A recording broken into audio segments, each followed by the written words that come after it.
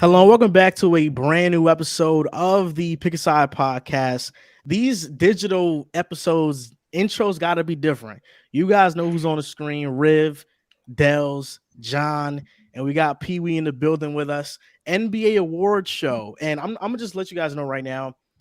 All NBA teams for me was very difficult to break down, as well as the defensive teams. Bro, you were already telling us in the group chat you're doing so much extra work for these all NBA teams. So much extra.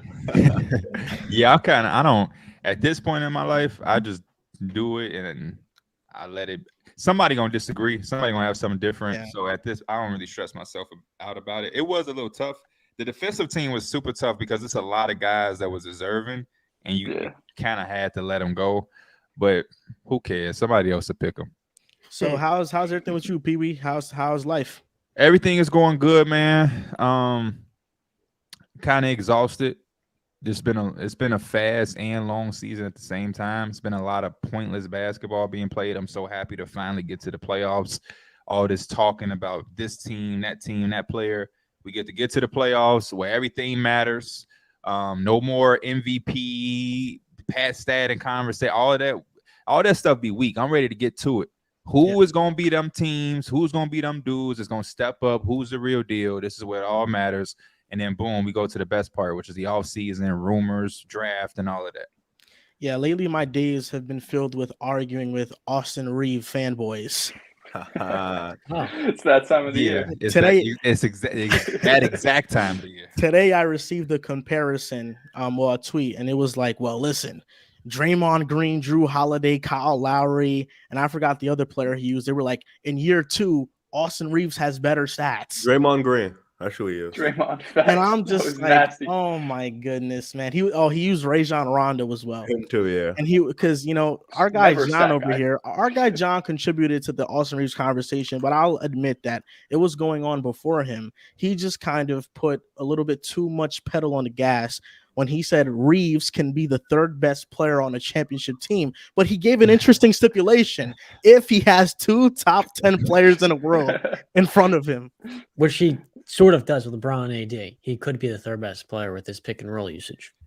Yeah. I missed that episode. Gladly. I haven't watched no basketball content for like the past month or so. I missed that one, thankfully, because the Austin Rivers stuff. I can't even get his name down. Austin Reeves stuff. Yeah, we was talking about it. Mike on my podcast. I forgot what he was saying. I'm so detached from that conversation, but he was saying something similar, something outrageous, and I was just like, bro, enough is enough. Enough is enough. He's a good player though. He was always been a good hooper, even at Oklahoma, but relax. Yeah, I think he's a good player too. I just do think he's getting a bit overrated, but on the bright side of things, Johnny Davis is finding some confidence back. That time of the year. I will be honest. I'm taking that very seriously. I'm looking at that like, all right, cool. You're crazy, bro. Yeah. You know why you're taking that serious? And this is why I'm glad I'm picking side P, because I ain't gotta act like a guest. I can really talk on here. You saying that because me and you liked him. We did a lot. And it's a bad look at how bad he was playing. But we cannot hold on to 10 games. That's what Wizard fans gonna hold on to all season. The last 11 games, Johnny Davis was doing this, that, and the third. I'm happy for him, but it's like about time, bro. About time. That time of the year, y'all. Yeah, he should have been cooking them. I'm just glad that maybe this leads into summer league and then the second season, and he plays well. Get some momentum. This shooting guard class is really good, though. You have Shaedon Sharpe, Malachi Branham, Mathurin, what we thought was going to be Johnny Davis, Jaden Ivey. It's really talented for sure. Who y'all like out of that bunch? I'm a Malachi Branham guy. I don't think he's going to be the best. The most? Okay. No, I don't. I think after what I've seen from Shaedon Sharpe these past 10 games and like the past 15, I think that he has the highest ceiling for sure. Malachi, I just like his game. He reminds me a lot of Karis LeVert. Mm-hmm. I'm still riding with Jaden. Still going to ride with Jaden till the wheels fall off. The improvement is there. That's my dog. Shaden nice though. Shaden's mad nice, but Jaden, I stuck with him. I'm gonna stay with him. He cool for me. I'm gonna ride with him. Yeah, I wonder what that's gonna look like once Cade's back. How his we're going to the final with Cade. Yeah. Because that's going to be different than what he's doing now, different responsibilities. I like Shaden. Shaden Sharp has been. We're going hooping these last AV, 15, 20 games. Ivy, Cade, Brandon Miller. We're going to the chip. You know how it go. Okay, We're going going to the chip. Okay, You know I'm a Detroit fan. Duran too. Yeah, Duran. Yeah. Duran, Can't yeah. forget. Grown man. Dwight Shaden Howard. Sharp is that dude though. Shaden Sharp. I think Yeah. Shaden Sharp is going to be an elite player. He's going to be a top 15 to 10 player in the league one day. I think he is that good to me. Now he gives me shivers, bro. He's mad nice. Yeah, he is crazy. The bounce Yeah, is crazy so word. ridiculous. They just got to get that man out. Once they get that man out, He gonna be like your boy. He gonna be like Jaylen Brown to me, like the trajectory where I think he's gonna get. Oh, he'll be boom, better. Boom, boom, boom, He'll be boom. better than Jalen. I think Jaylen Brown got game. He'll be Which better you're than saying- all NBA player. He all NBA by default. but Borderline. We gonna let that slide. We ain't gonna. Nah. We gonna let You know that what's the slide. thing All with Shaden NBA, Sharp, all though? NBA is all NBA. Huh? Shaden Sharp to me is extremely talented, and so is Anthony Simons, and that's why I think that I understand Dame wants to stay loyal to Portland, but if I'm Portland, I want to move off from Dame. Get as much as I can from him right now. Shaden Sharp is going to develop nicely in year 2. Anthony Simons, when Dame doesn't play, averages 27 a game. If you have a backcourt of Simons and Shaden Sharp with a bunch of young assets and draft picks around them, I think that could be a team that has a higher ceiling than what we saw with Dame and CJ and what they had for multiple years. Shaden could defend too. He ain't no slouch on the defensive end. Like Yeah. Off ball he is. He's Yeah. 19 years old. off On ball. he You know, is. when you young, you ain't good off ball, but on ball, he got the tools for sure. 6'6", long arms, athletic. Man, So tonight, the Lakers are facing the Suns, and we have a boom pick here. It's LeBron versus Anthony Davis points. Who's going to score more, LeBron James or Anthony Davis plus 1 point? Kevin Durant is out. So who do you guys think is going to score the most points this game? isn't the whole starting 5 for Phoenix out? Yeah, I don't think anyone's playing. Nobody's playing? I didn't know that. I don't I'm think pretty sure anybody. Aiton's out. Yeah, KD, Chris Paul. I might go AD. I'm gonna go AD. I think LeBron a coast, especially with the way he was playing last game. You know, had a bad first half, great second half. He was amazing, but I don't think they're gonna send double teams at AD. I think AD gonna eat, especially if Aiton's not playing. So they're gonna have the backups in. So I'm gonna go AD. I'm going to go with Anthony Davis as well. Maybe Bismack Biyombo can do something. Who knows? Bismack Biyombo. Be so serious. But I got Anthony Davis. I think LeBron will coast, but I wish the Suns would have played because I really was looking forward to the Lakers losing again. Hey, no, with KD, man. You've been. You never know. I saw I mean, you on listen, Twitter. You've been in your bag with the Lakers. Listen, Josh Okogie. Yeah, what I've been doing recently is whenever somebody wins or loses in this big time game, I just try to find a meme that matches like whatever happened. Then I just like post the meme and then I just get off Twitter. I'm like John Cena-ing it when it comes to Twitter now. Do y'all remember that playoff series that got Bismack Biyombo paid when he just was grabbing boards, blocking shots? He got a lot paid. of people paying Yeah, 2016. he just got whack after that. Like he just For real. fell He blocked off. a lot of shots. That was Charlotte that gave him the No, bag. I think that was Charlotte getting the back. I think he was Toronto. They played the Cavs, I think, or Miami. He got paid in Toronto, yeah. I think he left, but he definitely He went to Charlotte. Yeah. He went to Charlotte, or did I think he went to he was on Okay. Toronto though. Charlotte they be biting the bullet, man. They did that with him, paid Lance that Nick Stevenson, Batum, 5 years, 120 million. Nick That was a good one. Batum, That Gordon was nasty. Hayward. Nah, Nick Batum was nasty. Did they do Lance Stevenson too? Was that Lance? Yeah, Stevenson? they took Oh, my- Lance Stevenson And away Nick from the Batum draft. was an awful contract. Yeah. It was ridiculously bad. Oh my goodness. You could finesse Charlotte Hold on. easily.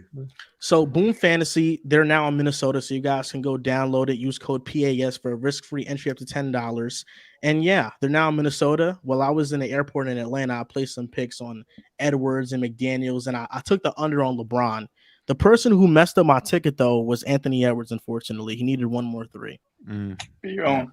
And I'm gonna text we're him. also doing a giveaway now for Boom Fantasy 2. MLB season just started. MLB The Show is out, Xbox, PS5. So only for new people to Boom. So if you're in Minnesota or whatever, if you sign up, first time deposit is risk free. If you deposit $10+, let us know your username, automatically entered into our MLB The Show giveaway. Let us know in the comments. We'll be giving that away at the end of this month.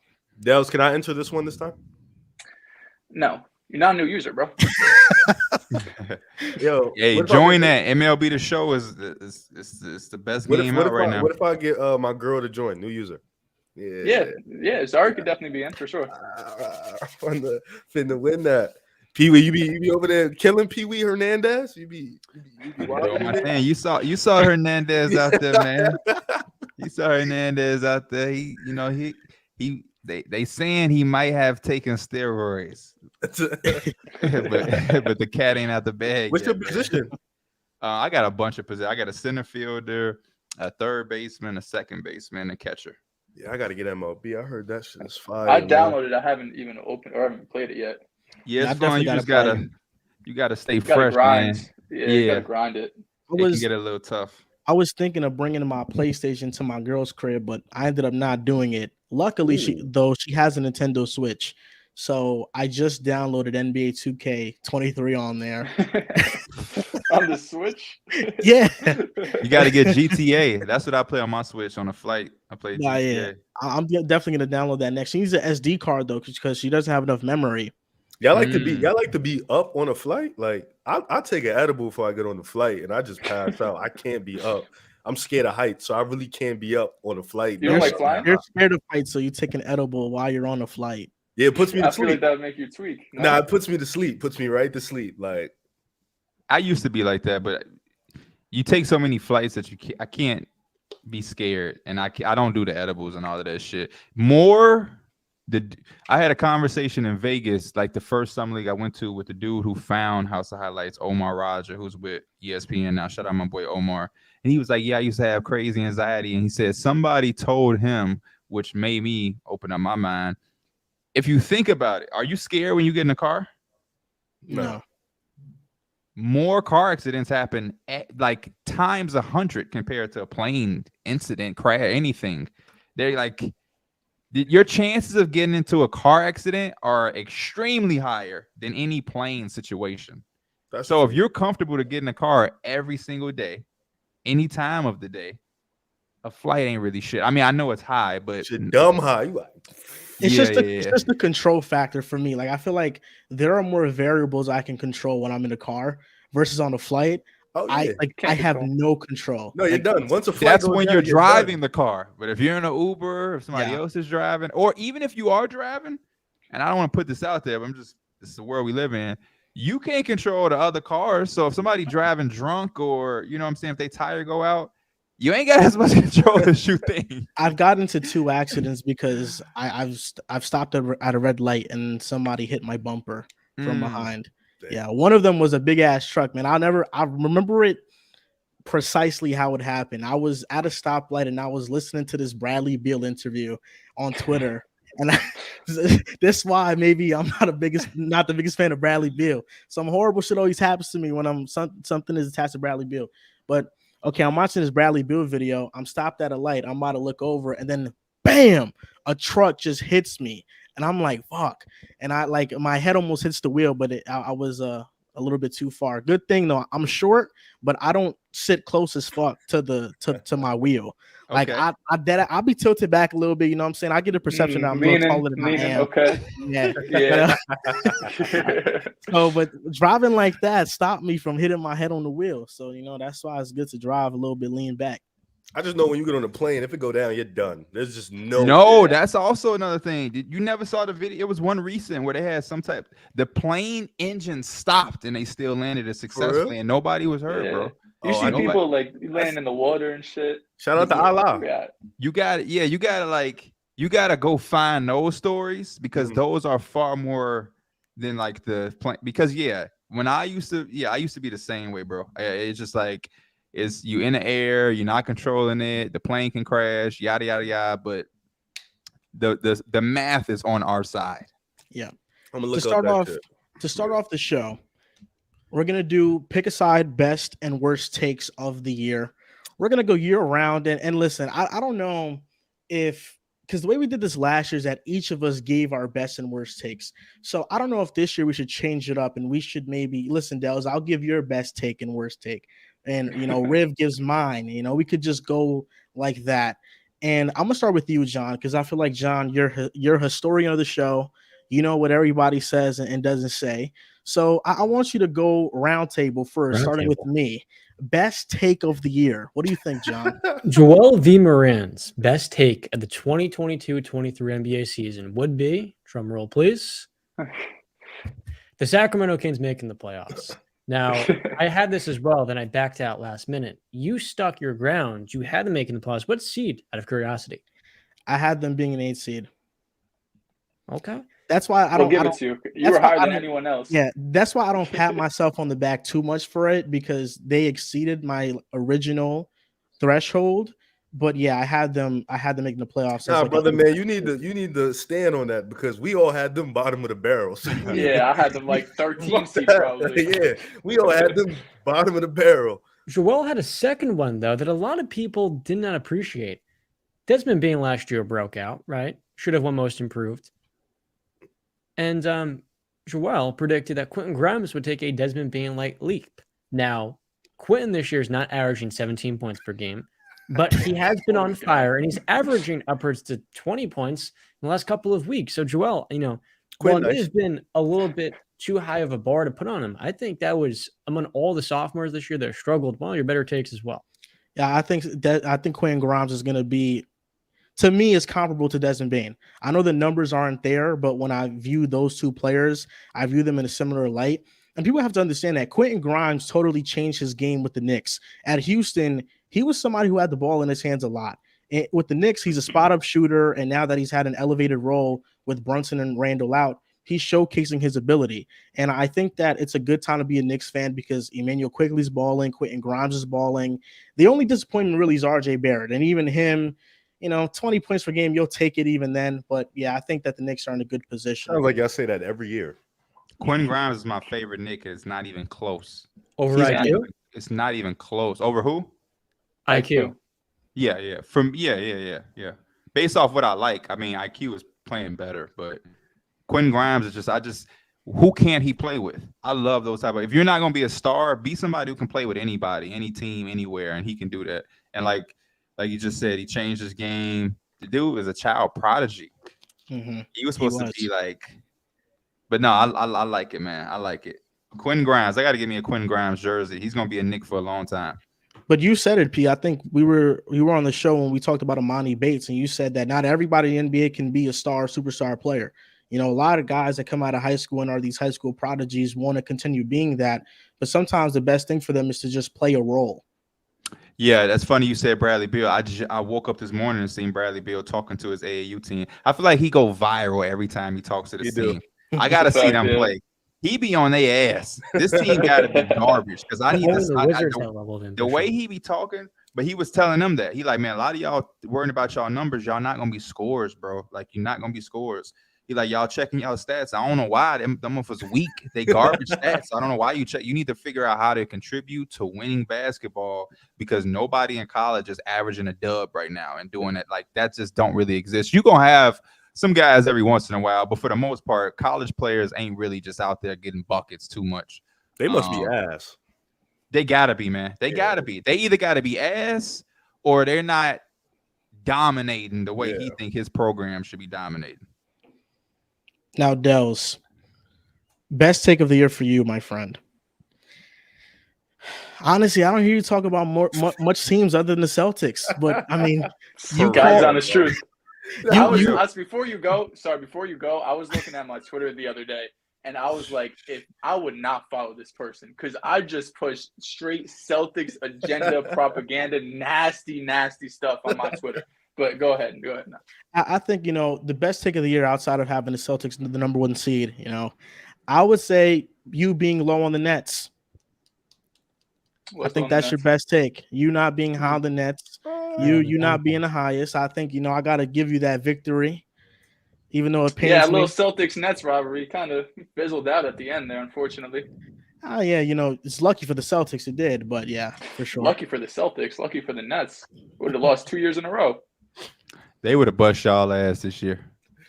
Yeah, they would have. I'm not going to get maybe someone else, but never mind. I'll save it. Well, what are you going to say? I was gonna say my Jaylen Brown All NBA. I got laughed at beginning of the year when I said Jaylen Brown All NBA. I got laughed at, and I said, just wait. Now, did he get a little lucky that he's been playing forward more than guard? We'll take it how we get it. At the end of the day, All NBA is All NBA. So it doesn't matter what position. If he's in, he's in. Dehls had another good one too. Derek White, 15th this year in Raptor, 538 model. Baldwin. Yeah. Derek White, how about that Christian Wood, Derek White debate we had, Riv? Okay. I'm glad we can move past that. What was the debate? I don't remember that for the Mavericks. So it was just who's a better player. This is the conversation about contributing to winning. Yeah, it's a fact. I don't have no real love for Dallas, so it doesn't hurt me that I was wrong. So that just kind of. For Pee-wee, I have the best take of the year. Oh, I was gonna say it can't be no bad takes. I don't do those. hey. I'm just talking shit. We got Pee-wee. The other day, you follow Through the Wire clips on YouTube? Yes, I follow. Yeah. Through the Wire. Yeah. Does Through the Wire clips rock with y'all? He watch y'all? I'm not even sure. Through the Wire clips. I follow him. And he put out some shit that was saying like he was supposed to get interviewed or something by our people or whatever. And I'm mad at Through the Wire clips right now because I went and I told the team, I told HOH, man, that shit ain't right. Y'all can't be promising people certain opportunities and shit like that and don't hit them back. They go out their way to make shit right. Something was going on. We've been having like a merger that kind of slows stuff up. It's real confusing. It's like Turner, Warner Media, it's just crazy. They say, okay, we're going to make it right. He don't reply. They emailing him, setting up meetings. He ain't showing up. TTW clips. What's going on? But that's another story. I just had to say that. Recently, they've been popping up on my YouTube, and I'm just getting like a bunch of the compilations. Oh, yeah, me too. Yeah, he say shit before I was a professional. I ain't really care. I just want to talk, just being a drama king. I will say this: I'm not gonna go into depth about it, but that made me understand your admiration for Ben Simmons. Because I called Ben Simmons MVP. He was gonna win MVP in his second year. Oh, man. But our best take, I would say, is James Harden All NBA. We both were on the podcast last year, and we said, listen, we think James Harden is going to be back to an All NBA player. And although he might not make the team, I think it's more due to the amount of talent that exists in the NBA currently, and not because he's not deserving, because he is deserving. There's a lot of great players in the NBA right now, so I think that's another really good take. Thank you, man. Thank you. I don't think he made mine off the top of my head. I don't think. But he definitely played at that level. I hate to see the Achilles stuff too. It's kind of like James Harden is getting a little bit older, which kind of hurts me to see our players getting older and dealing with these small time injuries. So, but yeah, he took it up. Now the playoffs. They say he don't show up. It's time to show up in the playoffs. He has to show out. Riv, his best take of the year, man. It's tough. He's got so many. I don't know, man.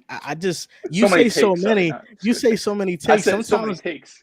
Sometimes, when it comes to Riv, this thing about Riv, he gives analysis for everything that we do. Every topic, he's given an analysis. But when it comes to projecting a couple months down the line, I don't know how many takes of that magnitude Riv has, but I will name two. One of them is a moment, the Kevin Durant moment.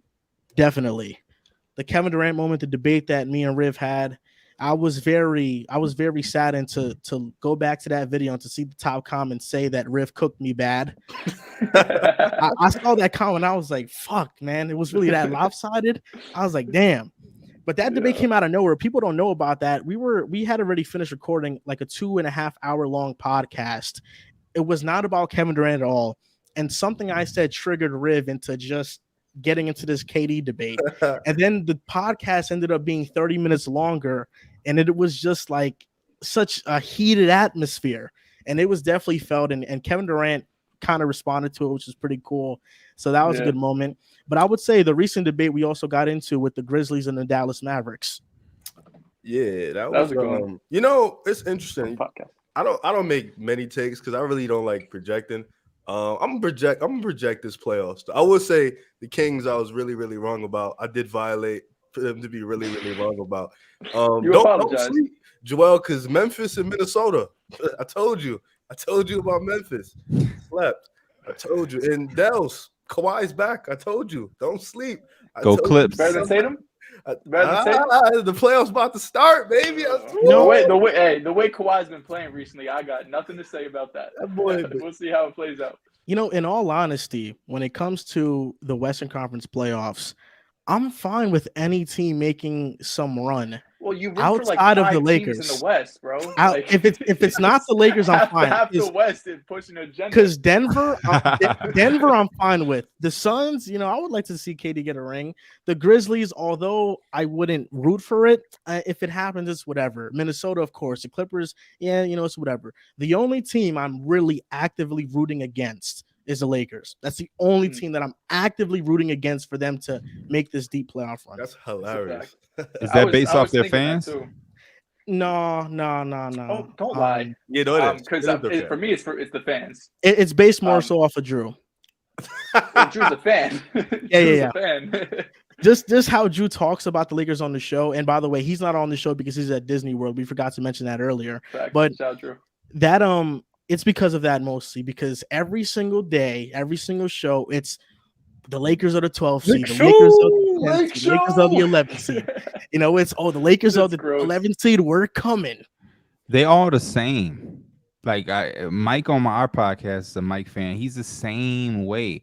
They act like they don't have championship aspirations and be doing backflips for the play-in. And if it was the Knicks, they would be shitting on us. If it was the Celtics, they'd be shitting on you. You know what makes it even worse for me is that it's the combination of like Laker Nation, and then LeBron fans. I think that combination just makes for the most annoying fan base. For sure. For sure. Because I didn't think they were this annoying when Kobe was there. Nah. Yeah, not at all. Not at all. Then again, social media wasn't as big as it was today as it was before. So Kobe fans ain't on Twitter like that. I will say I don't like me. I don't need KD to win. I just for Steph Curry purposes. I don't really need KD to win. Everything else is kumbaya. I don't. I could care less. But I need Paul George. Yeah, I need Paul George ring badly. Like I'm starving for it. Like I get that. John's best take of the year has to be Walker Kessler. Yeah, great take. Yes, great take. Admittedly, great take, John. Deep, but I'm still shocked that people didn't believe. You got lucky. Sure didn't. Nobody got lucky. You got lucky as hell. I'll be honest. Nobody believed in that one. You got lucky as hell. Lucky is crazy. Walker came out. He was bugging. We was just like, what the fuck? Like, where was this coming from? Like, you got lucky. But it's all right. I don't know. I didn't watch Walker Kessler much in college, so I'll leave that to the people that like really watched him extensively. Damn sure wasn't that. He was so unreal at shot blocking at Auburn. No way he was going to come into the NBA and do that. It was too unrealistic for me to fathom him doing it, at least in his rookie year. So when I was like, whoa. We thought this would be his prime. Like this is what he's doing his rookie year would be his prime. If you drew out his career, I would have told you that this would be his best year. And I ain't hating on the young man. We've seen people, Tyreek Evans, have their best year as their rookie year. MCW. Michael Carter, yeah. Hopefully that's not him. That one hurt me to the core. MCW, yeah, I was fucking with Michael Carter. It was weak though. Oh my god, that was bro. Tyreek Evans is my guy. Every single NBA 2K franchise I've ever built, he was my franchise player. Tyreek? No, he was a cheat code. 6'5" PG, strong. Yeah. It was either him or Michael Beasley. Those are the two players I would build my franchise around. Beasley, man. Michael Beasley was a cheat code. So on to NBA award predictions. Oh, wait, one more. I'm sorry. We're not gonna do worst takes. Sorry. One more. I gotta give Dehls love for Dallas. You gotta get because he was low on them all year. I gotta give Dehls some love for that. He was low on them from the start of the year. He said they wouldn't be that good. He stuck to his guns after the deadline, and now they're dog shit. So I gotta give Dehls love for that. I was thinking that. I just looked back. I had them as a 7th seed coming into the season. And I remember he was locked in early. He was locked in. I've always kind of been a Dallas hater though. But because Luka better than Tatum, I wasn't expecting them to be the 11th seed. But so John just had a reminding the teacher about homework moment about worst takes. So okay, worst takes. We can get Joel's out of the way. I want to see what the comments have to say. So in the comment section right now on the live, for one, make sure you guys like the goddamn episode. Number two, make sure you guys type in the worst takes by everybody here. I'll probably get a plethora of most of them being mine. But my worst take, I think Minnesota being number 1 seed. Easily. Yeah. But, you know, to be fair, Cat missed most of the season. And I will say, even though I don't think they'd be the 1st seed, I also do think that my reasoning behind the Wolves wasn't horrible. I thought Edwards was going to take an all-star leap. He did. McDaniels was going to be an all-NBA defender. He possibly could be. Rudy Gobert hasn't been as bad as advertised. And I think just the major thing is just Cat being out the entire year. And the fact that the Wolves don't get up to play bad teams. They've lost to the Pistons, the Rockets this year. I mean, come on. They lose to these horrible teams. I wouldn't be surprised they lose to the Spurs tonight, but they lose to these horrible teams. And I think the other one was just Christian Wood. I was a little bit too high on Christian Wood. I saw what he did in Houston, and I was like, you know what? I think if this guy's in a winning situation, he'll be better. And he wasn't. You know, I think that Jason Kidd is not playing him for a variety of reasons. I think he should get more minutes than he does give him, but I do think Christian Wood is definitely not the player I thought he was. Christian Wood isn't always entirely your fault, because when he plays, he's like the Mavs' 3rd best player. It's just for whatever reason, Jason Kidd doesn't give him consistent minutes. So Christian Wood, you were really high on. We didn't even give you love for Jalen Brunson. Let's give you love for Jalen Brunson right now, because that was a 10 out of 10 take. He's been, playing his ass off too. But the Christian Wood one, it's tough, because I think if he's getting consistent minutes, he's pretty clearly that team's 3rd best team. But Jason Kidd, just whatever reason, doesn't really play him like that. I see a lot of people have Austin Reeves for John's take, the 3rd best player. It's hard because, I don't agree with the take, but up to this point, you're not wrong. He's just been playing since the day you made that take. He's been playing better. Seen him. It's wild. Yeah, he's a sophomore. He's one of the top 5 sophomores right now from his class. Yeah. I think Jaden McDaniels being Jaylen Brown. We could pump the brakes there. I never said he was Jaylen Brown. I just said that he will be. Sorry, this is a 10-game stretch there. All of a sudden, he was averaging like 18, and you were going crazy. I'm seeing Pee Wee give me a little face. All right, so let's clarify. I said Anthony Edwards and Jaden McDaniels have the ceiling similar to Tatum and Jaylen Brown. I think that take makes it worse than just the Jaden McDaniels and Jaylen Brown one. Too. I think Edwards can be better than Tatum. I do. Bro, if he's better than Tatum, he's the best player in the league. No, he doesn't have to be. He could be top 5. If Ant Edwards is clearly better than Tatum, he is the best player in the league. That is what he's going to be. No, Kevin Durant's already in the top 5. Kevin Durant's clearly better than Tatum. He's not the best player in the league. Tatum ain't top 5. He's in the conversation for when he's healthy. KD's in that conversation. Well, I think that Anthony Edwards in his prime could be that type of player. The best player in the league. Okay, yes. Just say that though. I want you to know what you're saying. Wait, I mean, he could be. Yeah, I'm a big Anthony Edwards guy. He could. Dehls, are you implying right now that Tatum's top 5? No, he's probably top 5. Yeah. Right now. And Jaden McDaniels. 5. I think Jaden McDaniels has some untapped potential. I don't know if he'll realize it as long as Cat is the one of the main options offensively on Minnesota, but I can definitely see Jaden McDaniels if he's in a number 3 or number 2 role, averaging 18 to 20 plus a game. Y'all are wild in the comments, man. Why do y'all be doing that? Tatum not top 5. He's top 6. He's top 6. Let's be frank. There's a pretty stark contrast. It's like top 8 quarterbacks in football. Once it gets to number 9, it's a drop. We haven't seen. Tatum is like a comfortable top 7, 8 player in the could league. Be best as number 2, like Paul George. What? I think. Hold on. I mean, I said that I gave that take before. No, listen, John is right. I said that take before. Maybe Tatum isn't Kawhi level, or maybe he's more PG. So let me ask y'all this: how do you gauge that then? Because I understand what you mean by Paul George right now, but Paul George was once like Tatum to a certain degree. Of his team was there, except Tatum actually went to the finals. But Paul George was leading on a Pacers team that had no other star and was going head to head with the big 3 Miami Heat. I'm talking head to head, not we stole one, but shit. You know what I'm saying? Like, oh shit, they can win this series. LeBron heroics were needed. He tore his leg apart So simmer down a little bit on a PG part two. Now I understand what you're saying. It's two versions of PG. I think Paul George's trajectory could have been that, but post-injury changes. What kind of dilutes that for me, though, Pierre, is that when he was in OKC and he had his best season, they didn't get past the first round.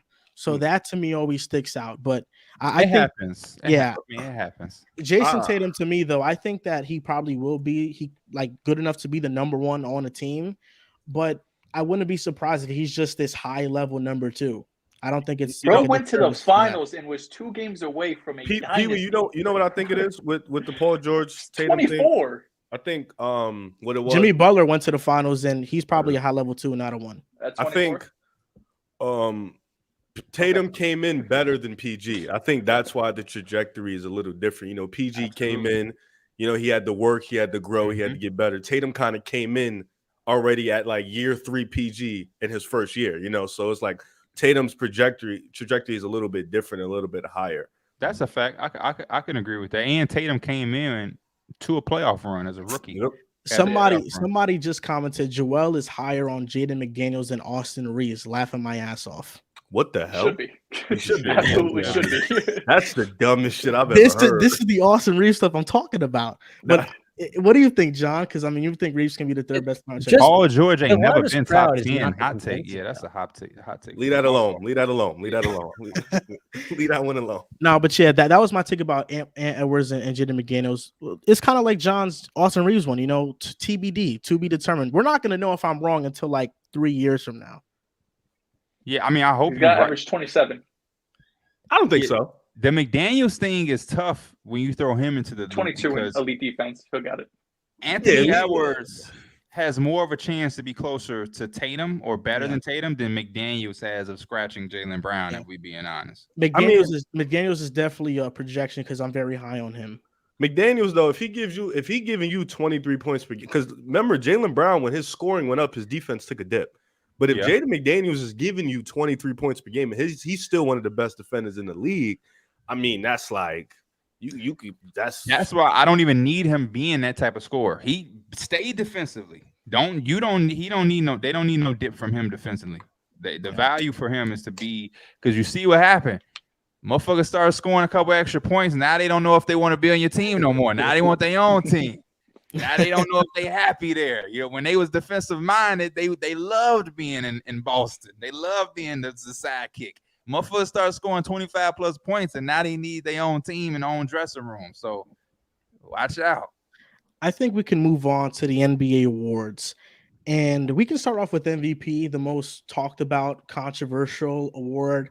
I'm not sure what way you guys are leaning, but I'm going to go with Joel Embiid for this award. 33 a game, leading the NBA in scoring, and he anchors a top 5 defense. Maybe part of this is just me being a bit biased towards Embiid. I think these, like, all candidates are deserving in Jokic, Giannis, and Embiid. I think the argument against Giannis is that his team wins without him, and, you know, he's missed more games than all these guys, although it's not been that much.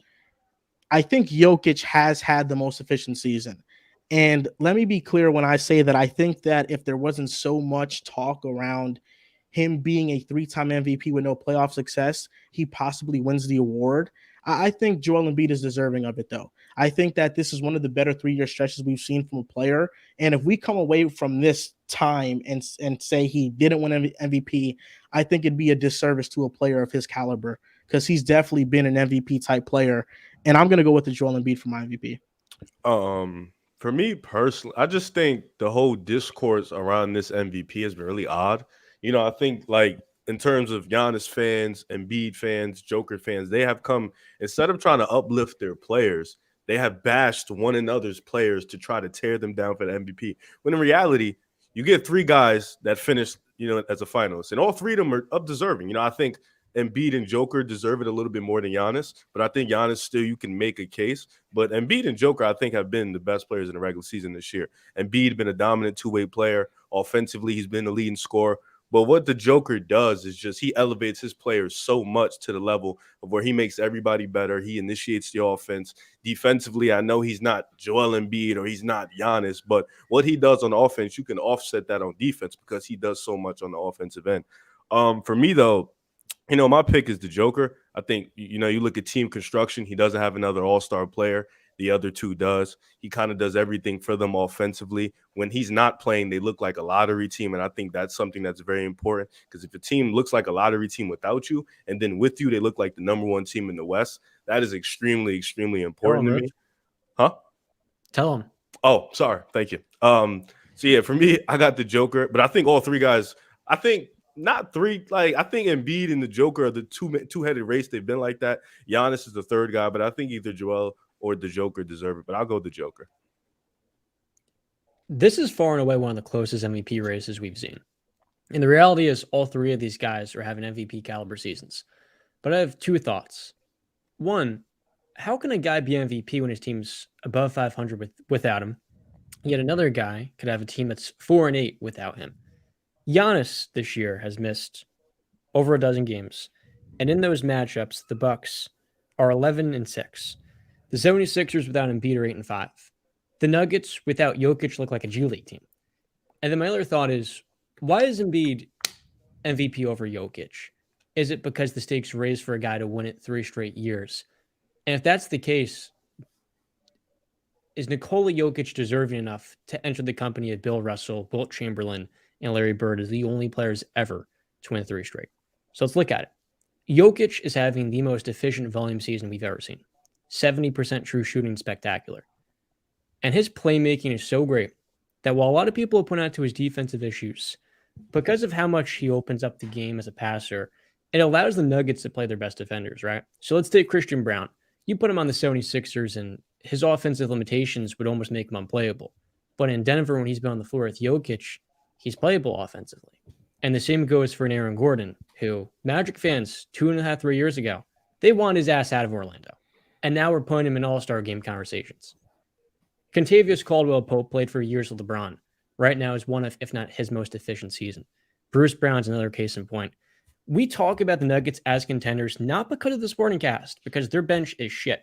We talk about them as contenders because of Nikola Jokic. You give Jokic the Bucks bench, and I guarantee you the Nuggets this year winning 60 games. There's also one last thought I have. I've seen multiple 76ers fans point out, this one gets me, that Embiid locked it up, kind of just, we got to balance it out, right? Jokic has 2, let's give Embiid his 1. It does not sit right with me that the one game Embiid set out was going to be the one game Mile High.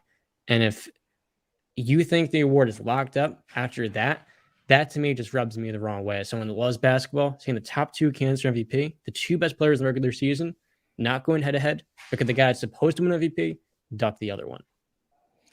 I like all the points you made, John. I'll only push back on the Christian Brown point because he's a good shooter. I think him in Philadelphia would still thrive.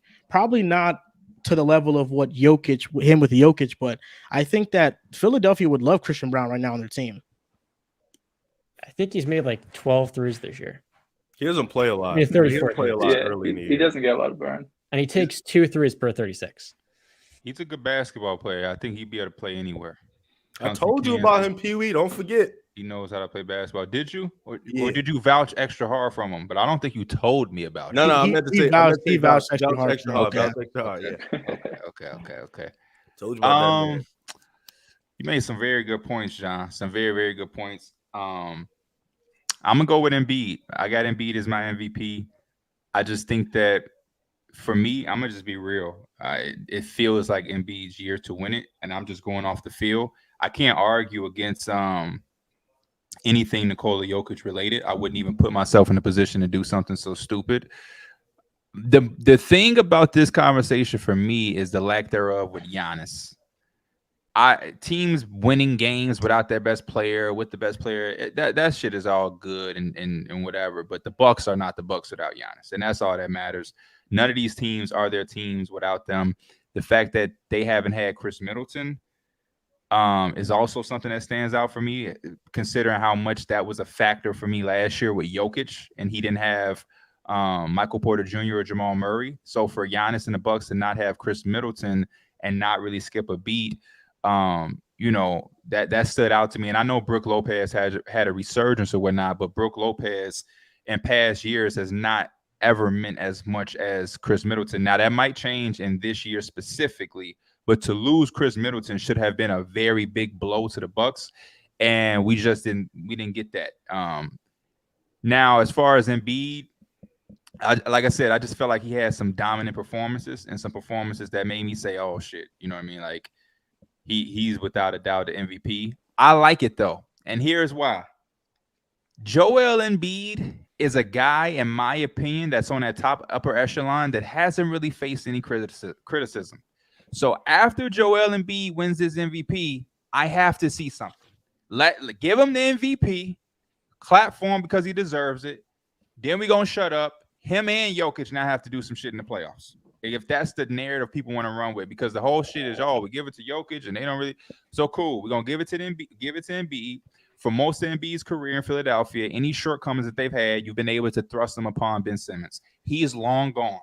He's gone. Brett Brown is gone. Ben Simmons is gone. The Jimmy Butler shit is old. You got Harden. You the MVP. Y'all got Doc Rivers, Tyrese Maxey, Tobias Harris is playing great. Y'all got everything y'all need. So now we have to see something, because I think Joel Embiid has not gotten the criticism that a lot of other players would have if they were in his position and have had played with the teams that he's been a part since he's been on the Philadelphia 76ers. I love Embiid. I love the process. I'm a big Joel Embiid guy. But it's time for Joel Embiid to do something in the postseason, because any other player, y'all put that on them. Like even players that's not there. I'm a big Paul George fan. He's never been at the tier that Embiid is. They can't shut up about Paul George shortcomings. They won't let you talk about James Harden and not mention what he hasn't done in the playoffs. Jason Tatum and them boys this version of them just got to the finals. And we talking about Jason Tatum might not be a number one. We don't hear shit about that with Joel Embiid. We never hear not an inch of it unless it's like a super 76er hater. But like if we just having conversations, nobody really got anything to say about Embiid. So I'm happy to give him the MVP. He's earned it. And then the conversation of Jokic winning it 3 times is definitely an interesting conversation to have. Is he worthy of that type of status? I don't know. And he's also had an interesting case because he won it and then he won it again without the 2 players, which was deserving. And so it's definitely a tight race, but give me Embiid. And now they both got MVPs and now they both have to do something. And hopefully we can get a situation, if not this year, maybe next year, where they can face off in the finals and we can't duck nothing. As somebody that got Embiid, though, it did piss me off that he did duck that smoke, though. Come on, anybody that's a basketball fan, that should have pissed you off. I like that point, P, because we give, or at least I give Embiid shit. I'm a Celtic fan, so I don't really root for the Sixers ever in any circumstance. But whenever we do give Embiid shit for not making it past the second round, there's always an excuse. And the excuses are kind of dumb because at the time, Ben Simmons is an all-NBA defender. At the time, no one had problems with Jimmy Butler, and Jimmy Butler leaves and ends up having a better career or having more success than after Philly. So even the excuses we do give Embiid, if you look back on it, they weren't excuses at the time. We're just looking after the fact and saying, well, he had X, Y, and Z go wrong. But at the time, it wasn't an issue. Ben Simmons was great. Jimmy Butler was great. Embiid would be third on my list. And before I get into this, I want to say I hope next year there's just a runaway MVP winner. I hope next year we don't have to deal with this. I don't know if it's me just coming from a football fan who followed football way more close than NBA over this last decade. Because for football, it's always the Super Bowl. Who's going to win the championship? It's always about team. And basketball, this whole season has been about the MVP. We're not even talking about potential finals matchups, who we want to see in the finals. It's been, is it Embiid? Is it Jokic, Giannis a little bit? So I hope next year one of these guys just goes crazy and we don't have to deal with it. But I would have Embiid last on this list. And you really have to nitpick here because all 3 of these guys are great. I have a hard time giving Embiid the MVP when he's third in the East. And I understand Jokic was 6th seed last year and got it. But you look at the injuries the Nuggets had, it's a different situation. This year, for the most part, the Sixers have been healthy. I know Harden missed some time. But outside of that, you can't really look at a lot of things and say there's excuses for Joel Embiid to be the 3 seed. I thought there was a possibility they could be the 1 seed this year, even though the Celtics are great, the Bucks are great. That's just how great I thought the Sixers roster was constructed. And the fact that they're the 3rd seed, even though he's putting up 33 on stupid efficiency and being a great defender, it knocks down a tier for me. Second place, I would have Jokic. I think he's been great. Number 1 in the West all season long. John mentioned the efficiency, the historical numbers he's putting up, but I have Giannis as my MVP. And as someone who has gone against Giannis last season, going to have to go up against Giannis this season, I just think he's the most dominant player in the league. He struggles against the Celtics, so I see him damn near at his worst most of the time, and I know how great he can be. His efficiency's dropped this season, but he's taken on more offensive responsibility. He's taken career high in shots. He still has career high in points and rebounds this year. But to P's point, without Middleton in this situation, you would expect them to drop off a little bit, and they went on a 16-game winning streak in the middle of this season, the longest in the NBA this year, and no one batted an eye. We barely even talked about this 16-game winning streak. Giannis was tearing it up, and all season long he's been extremely efficient, extremely consistent, I should say. He doesn't have a single month where he's averaging less than 29, and Embiid started a little bit slow that first month, picked it up this last month or two. So I'd have Giannis, number 1 seed in the East. He's been doing it all season long. Jokic at 2 and Embiid 3rd. I'm glad Dehls is giving props to Giannis, the player who's going to beat the Celtics in the playoffs. I think Dehls, I will give you $1 every episode if you don't mention the Celtics in every single segment. I'm never gonna. It's I'm not like, gonna get yo, anybody. it's you mentioned the Celtics in every. You think I should have done a top 4 just to have Tatum in here? Yeah, at that point, yeah. Well, Tatum, I think SGA is probably more deserving. That's crazy. Get out of here. That's crazy, P. It ain't crazy. There's 9 but it's seed, crazy. 10 seed. There's 10 Because seed. they so damn low. They too low. They too low. They have I like know. 39 I wins. get what you're trying to say, but yeah, they just if you switch teams, the Celtics are not the same. They too low. They too low. Well, if they was like 7th, I'd have pushed that with you.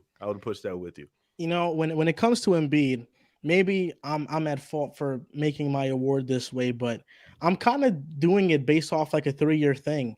You know, because 2 years ago, Joel Embiid was the 1st seed in the Eastern Conference. The Nuggets were the 3rd seed with Jamal Murray playing half the season, Michael Porter Jr. playing almost the entire season, and the award went to Jokic because Embiid played 51 games that year.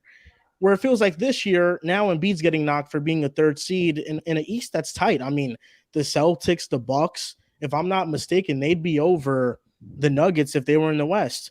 So for me, I think that, you know, I don't knock that when I talk about Embiid, and I think Embiid probably should have won the MVP 2 years ago, but his injury definitely took him out the race. And now, like, it's kind of like things have switched, right? 2 years ago, Embiid should have won, and now this year, Jokic probably has like a slight edge, and now Embiid's probably going to win the award to make up for, you know, the award he didn't win, which I'm totally fine. I'm fine with, because Embiid deserves the award.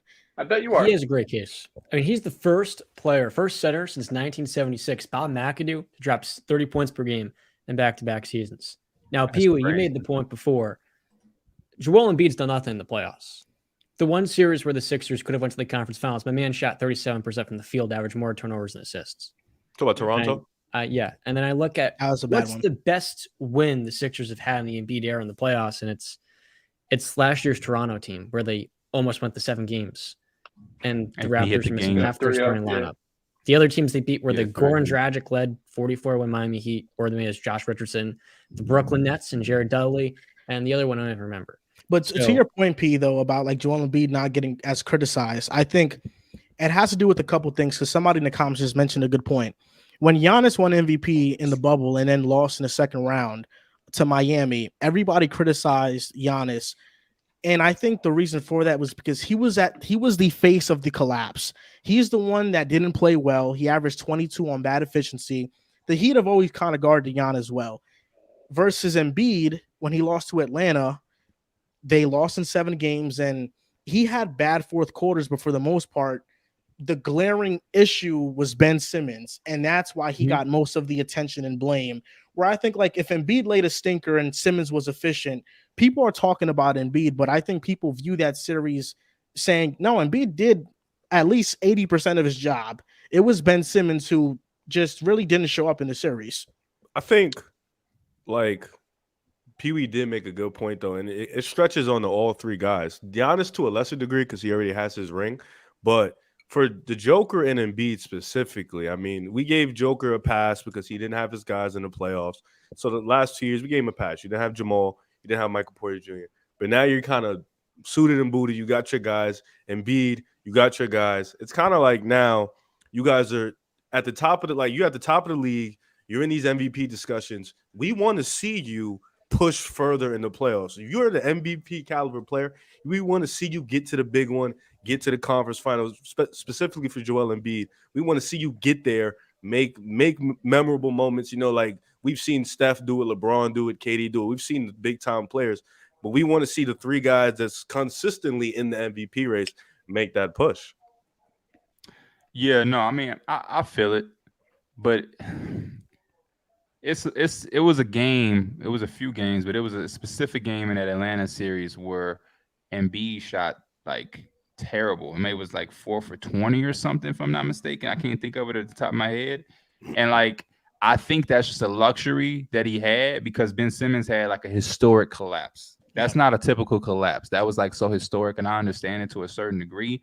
But like literally, if you think about all of their shortcomings, there has been an excuse for him. And that's all I'm saying. I think players of his magnitude, if you don't get it done, that's just it. Unless you're like LeBron, who led each team in points, rebounds, assists, steals, and blocks, then we kind of like, and even then LeBron is getting criticized. Even then, but it's just not as harsh because it's like it was so historic. But it's like any other player, if you don't get it done, people just don't care. That's what they're gonna say. Like, if Tatum losing in the championship, it's like, to me, I felt like that was dope. That was good for them. They had overachieved. They had such a bad start. I couldn't believe that it was just like, oh, look, Tatum and them lost. Like Tatum and them have been doing this for 7 years, and I hate the Celtics. Like, I just want to put that out the way, but I give credit where it's due. But I don't want people to be calling me Dehls JR. You feel me? But I just feel like the conversations be it's so thirsty to bring up a shortcoming in the basketball community. So when I see somebody like Embiid, who's had he's had a track record and nobody says anything, you know what I'm saying? And that's really my whole thing. It's like a thirst. Typically, I'm a guy who like, I don't really judge off one thing. Like I try to get the whole body of work. So it's like, okay, Jason Tatum and them, I'm not taking nothing into account that they lost in that championship. Because to me, they overachieved. They are way ahead of schedule. And I expected them to lose. I picked the Warriors. So it's like they lost to a veteran championship team who's been there before. Now, if Jason Tatum and them go again this year, then the expectation would change a little bit. When Giannis wasn't hitting his shit, I was like, hey, that's cool. I definitely want to see something. Time is ticking, but I'm not going that far to act like, because all it takes is one run. If you do it once, nobody really gives a damn. They can't say anything. Yeah. I believe when Giannis and them won that championship, Giannis, the shit got off his shoulders. He's good now because I got my one. Now we can go dominate because I'm playing carefree. I don't care. I can sit out games. And I really think Giannis is heading to the LeBron sphere where people are just tired of him. Because it's just like, how is he not more in this conversation? I feel bad that I can't pick him. I'm giving it to Embiid really on some sympathy shit. I hate to say it because I really feel like he is moving and he really doing his thing. But if I took everything out and I just looked at what I know and from my eyes, Giannis would be, because when he flips the switch, it is unlike anything else.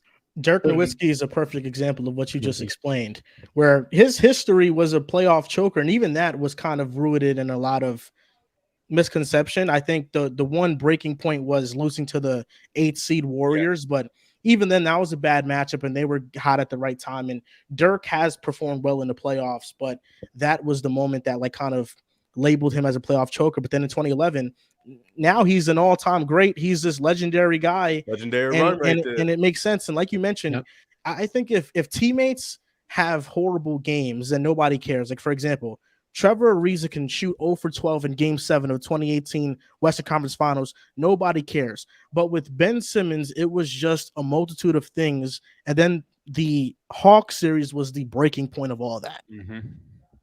Yeah, and it's one thing to win the finals, right? Once you win, you're good. But you even see it this year with Tatum. Like, this whole time it's been, you get to the ECF, then he finally gets to the finals. He struggles. Now all of a sudden it's, I don't know if Jason Tatum could be the best player on Championship team. I don't know if Jason Tatum could show up in the brightest lights. I mean, you saw that even with the greats, even when LeBron, who regardless, like when the Cavs went to the finals, once he got to the Heat and he lost his first time around, it's like, all right, you got this big three, you get to the finals, you come up a couple games short, and now you're still having the same conversation. So even if Embiid gets past the second round or Jokic goes to the finals, until they get that championship ring, people are still going to have those same questions because they're still going to want you to do one more. Embiid, all right, you got to the conference finals. If he loses in the conference finals in 5 games, I don't think the conversation is going to change a ton. It's going to be like, he just won MVP. He's got James Harden. Now you got to get to the finals to win the finals. Mhm. So until you get that ring, people are always going to have something negative to say or doubt you in some way. And I hate that the game has those conversations, because to me personally, I don't need to see you win a championship to know if you can be the best player on a championship team.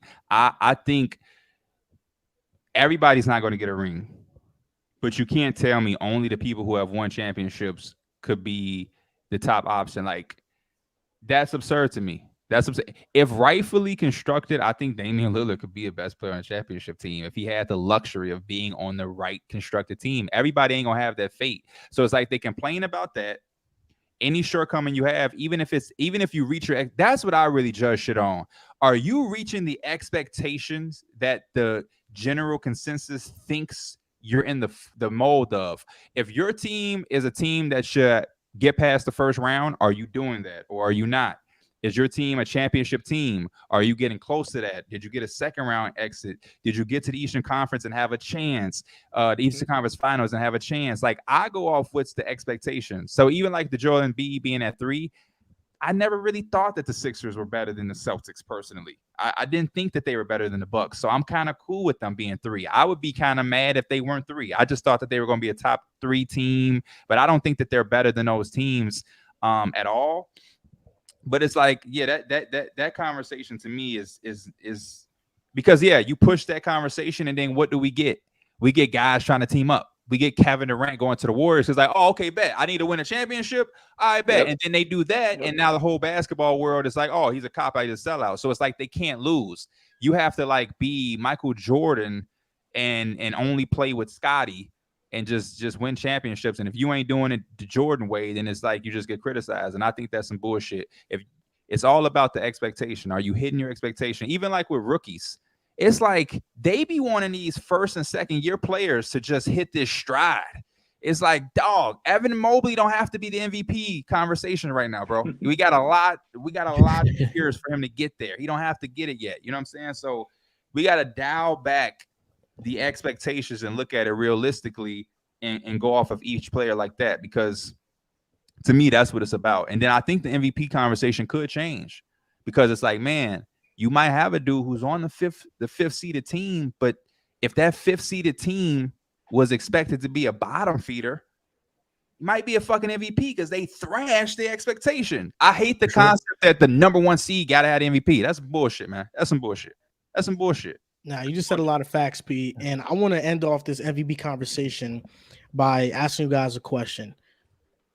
Joel Embiid, Nikola Jokic, who goes further in the playoffs this season? Jokic.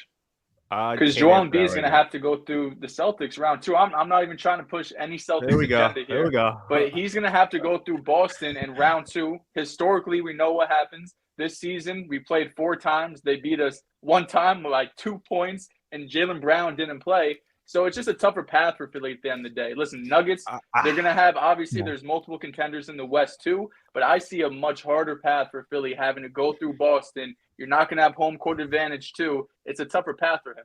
Dehls, I disagree. Sorry to cut you off, but I disagree just because of the seeding. 1-8 plays 4-5, which means the Denver Nuggets are going to play Phoenix. And that is by far the worst matchup for them. I mean, the Joker in drop coverage against Devin Booker, Kevin Durant, that's going to be hell for him in terms of you guys playing Philly. And I'm not saying I would pick Philly over you guys, but you guys being naked in the front court, Robert Williams still always dealing with injuries. We don't know if he's going to play. He's not going to play. Al Horford is pretty old. That's a matchup where Embiid can exploit in terms of Denver versus Phoenix.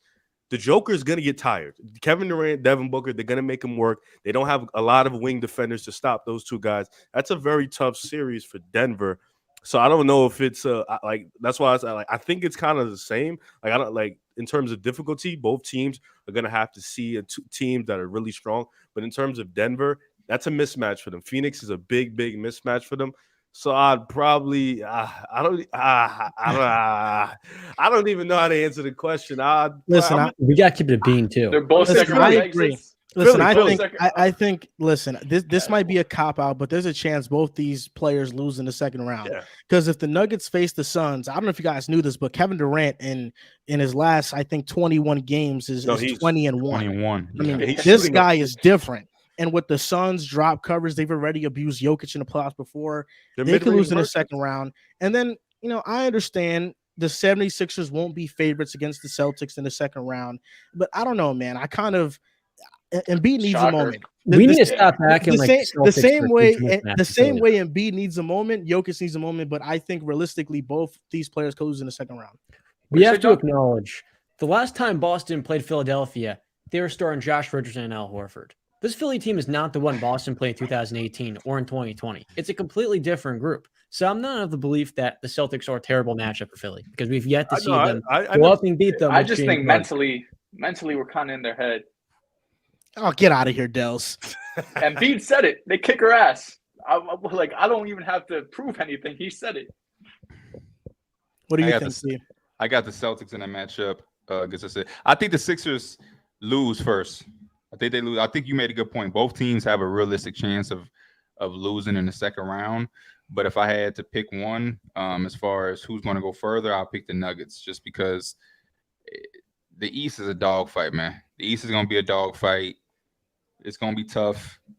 And I think for me, I got to see Embiid play. The only playoff run Embiid hasn't missed a game in was the bubble when they got swept by the Celtics. That's the only time he didn't miss a game in the playoffs. Every other playoffs, he's missed some time.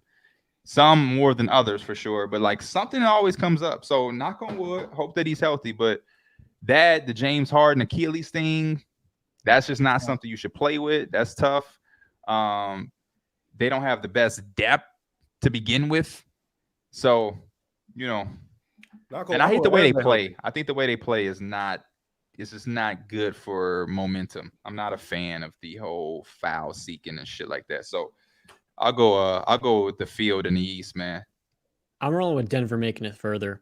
James Harden, you can't trust him in the playoffs. Yeah. Doc Rivers, terrible resume. Jamal Murray, the last time we saw him in the postseason, what did he do? Oh, he was historical. And Nikola Jokic actually won the playoff. Jokic, does he miss down in the postseason? No, he doesn't. John. I think Denver will make it further than John. Philadelphia 76ers. What's the difference between Doc Rivers' resume and Mike Malone's? I think Michael Malone, when things go south, doesn't just start throwing shit at the wall the way Doc Rivers has last So he doesn't get frustrated. I mean, last year against the Warriors, it was just a terrible matchup, and there's nothing Malone could do to change the outcome of that series. I look at Michael Malone. The guys come back from 2-3-1 leads with these two star players, Murray and Jokic. Okay, Doc Rivers, what's he do? He's the king of blowing 3-1 leads. King of it. He's great. I'm just asking. I don't see the real difference in their resume. Michael Malone a little bit, man. I agree. His rotations aren't crisp. I don't agree with a lot of them, but I do think in a playoff crucible, I'd take him over Doc Rivers. One of them got jewelry. That's the difference maker too. It's true, but what have you done for me lately, though? What has Mike Malone done for you? But compared to everybody's criteria, once you get over that hump you always get to say he got that jewelry. Coaches can regress. No, they can. I mean, these days I would go with Mike Malone for sure. Do all of us have Paolo Banchero as Rookie of the Year? Yes, I got. Okay. Listen, stay y'all on Twitter trying to make it a conversation. Stop, don't embarrass yourself. I think Jalen Williams is good. There's no doubt. But I think what people forget about Jalen Williams is that his best month is what Paolo's been doing all season long. And we can't reward one guy for having a great month when Paolo's been consistent. I understand the efficiency thing, but I mean, he's a rookie. I mean, people take efficiency way too seriously, especially when it comes to these rookies. And Paolo isn't even inefficient when he's finishing around the basket. It's just mostly on jump shots, which he can improve. I do think there's a third rookie in the. Here we go. Oh, Walker? And that's Walker Kessler. Yeah. This has nothing to do with my draft take, but I mean, he's been an elite rim protector this year. He's been better than Rudy Gobert offensively. He's got 70% true shooting, good touch, great hands, at least for a 7-footer. But opponents are shooting 8% worse at the rim when Kessler is defending. Now, he's going to miss the end of the season with concussion, but I think from who has been the best what they do as a rookie, it's been Kessler's rim protection. So this has nothing to do with my draft take on him. It's the fact of the matter, he has been the most valuable rookie in terms of driving wins. But for me, Paolo Banchero would be the rookie of the year because he's simply the better prospect and he's capable of a lot more on the ball. And unfortunately for him as a rookie, Orlando put a lot on his plate. So now I think rookie of the year is push Mark Williams. No, I was gonna say, John, does Keegan Murray not get the Scotty Barnes like love for rookie of the year like he was last year, contributing on the playoff team, being impactful on the playoff team? You said Kessler was the most valuable, and I don't fully disagree, but what Keegan Murray has done for Sacramento, I think he should be getting the Scotty Barnes love because we gave Scotty a lot of love last year. Most threes by a rookie in NBA history.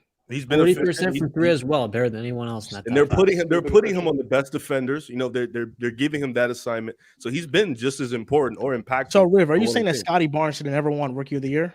Well, I picked K last year, remember? So I didn't pick Scotty to win Rookie of the Year. Was he in your top three? I mean, your top two? Did you have Mobley? Scotty was at 3 for me. So I think Keegan should be top 3. You know, I think he should be in there. I don't know. Kessler it's tough. You know, it's really tough. You're sleeping on Walker, and we got Piston fans, and you're trying to push Jay and Ivy over J-Dub. That's false, man. Jay and Ivy is not above J-Dub this year.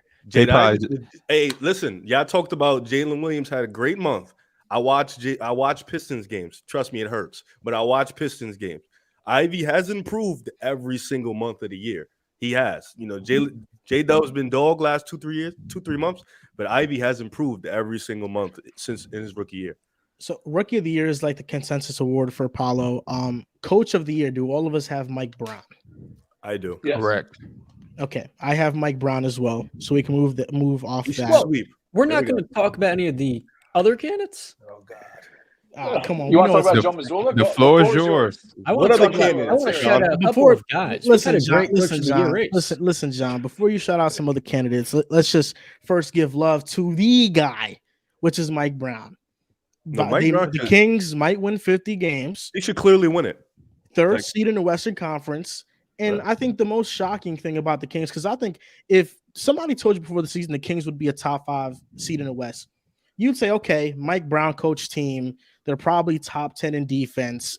Fox and Sabonis are leading a pretty good offense. For them to have a historically great offense, the most efficient offense in NBA history, I think is a surprise that nobody saw coming, and nobody saw coming from a Mike Brown coach team. I think that goes to credit to what Riv was kind of saying. I think he was more so saying it to make a point, but you know, obviously it started with that. I don't want to sound like a De'Aaron Fox hater because De'Aaron Fox is dope and he's that dude, and we know what he can do when he close the game. This shit, Sabonis gives you a fold in your offense that I don't think a lot of people really appreciate. And then you have Fox on top of that. But Keegan Murray, what he adds to that team to be able to shoot the 3 ball he does at his size, that does give Keegan Murray some Rookie of the Year love as far as third place. I always think about the Nelly song, 2 is not the winner and 3 nobody remembers. So I can care less about who's second, who's third. But if you want to give Keegan Murray a case for number 3, I mean, that opens up a lot. But yeah, this is Mike Brown Award.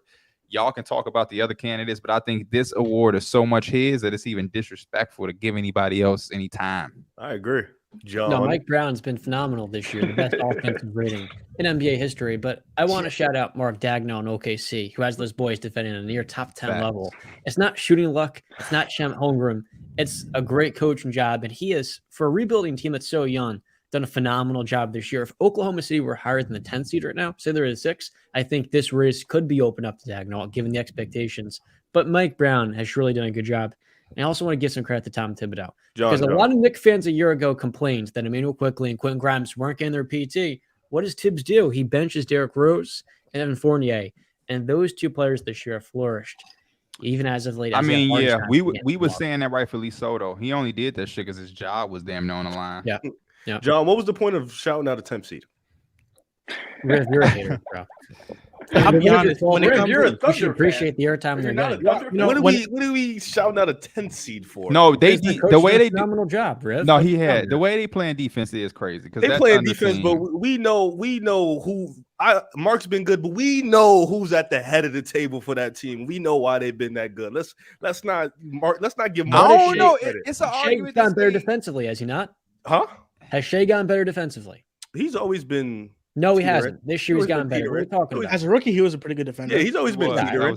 that was his calling card. Yeah, he's always been teetering. If you watch Shea, you didn't watch Shea. That's the This year he's problem. You taking a didn't huge watch step Shea. forward on that ball. He's Listen, I averaging will 30. say this about Tibbs to Pierre's point. Fans were calling for IQ and Grimes to play last year. Tibbs was a year late on that. Yeah, super late.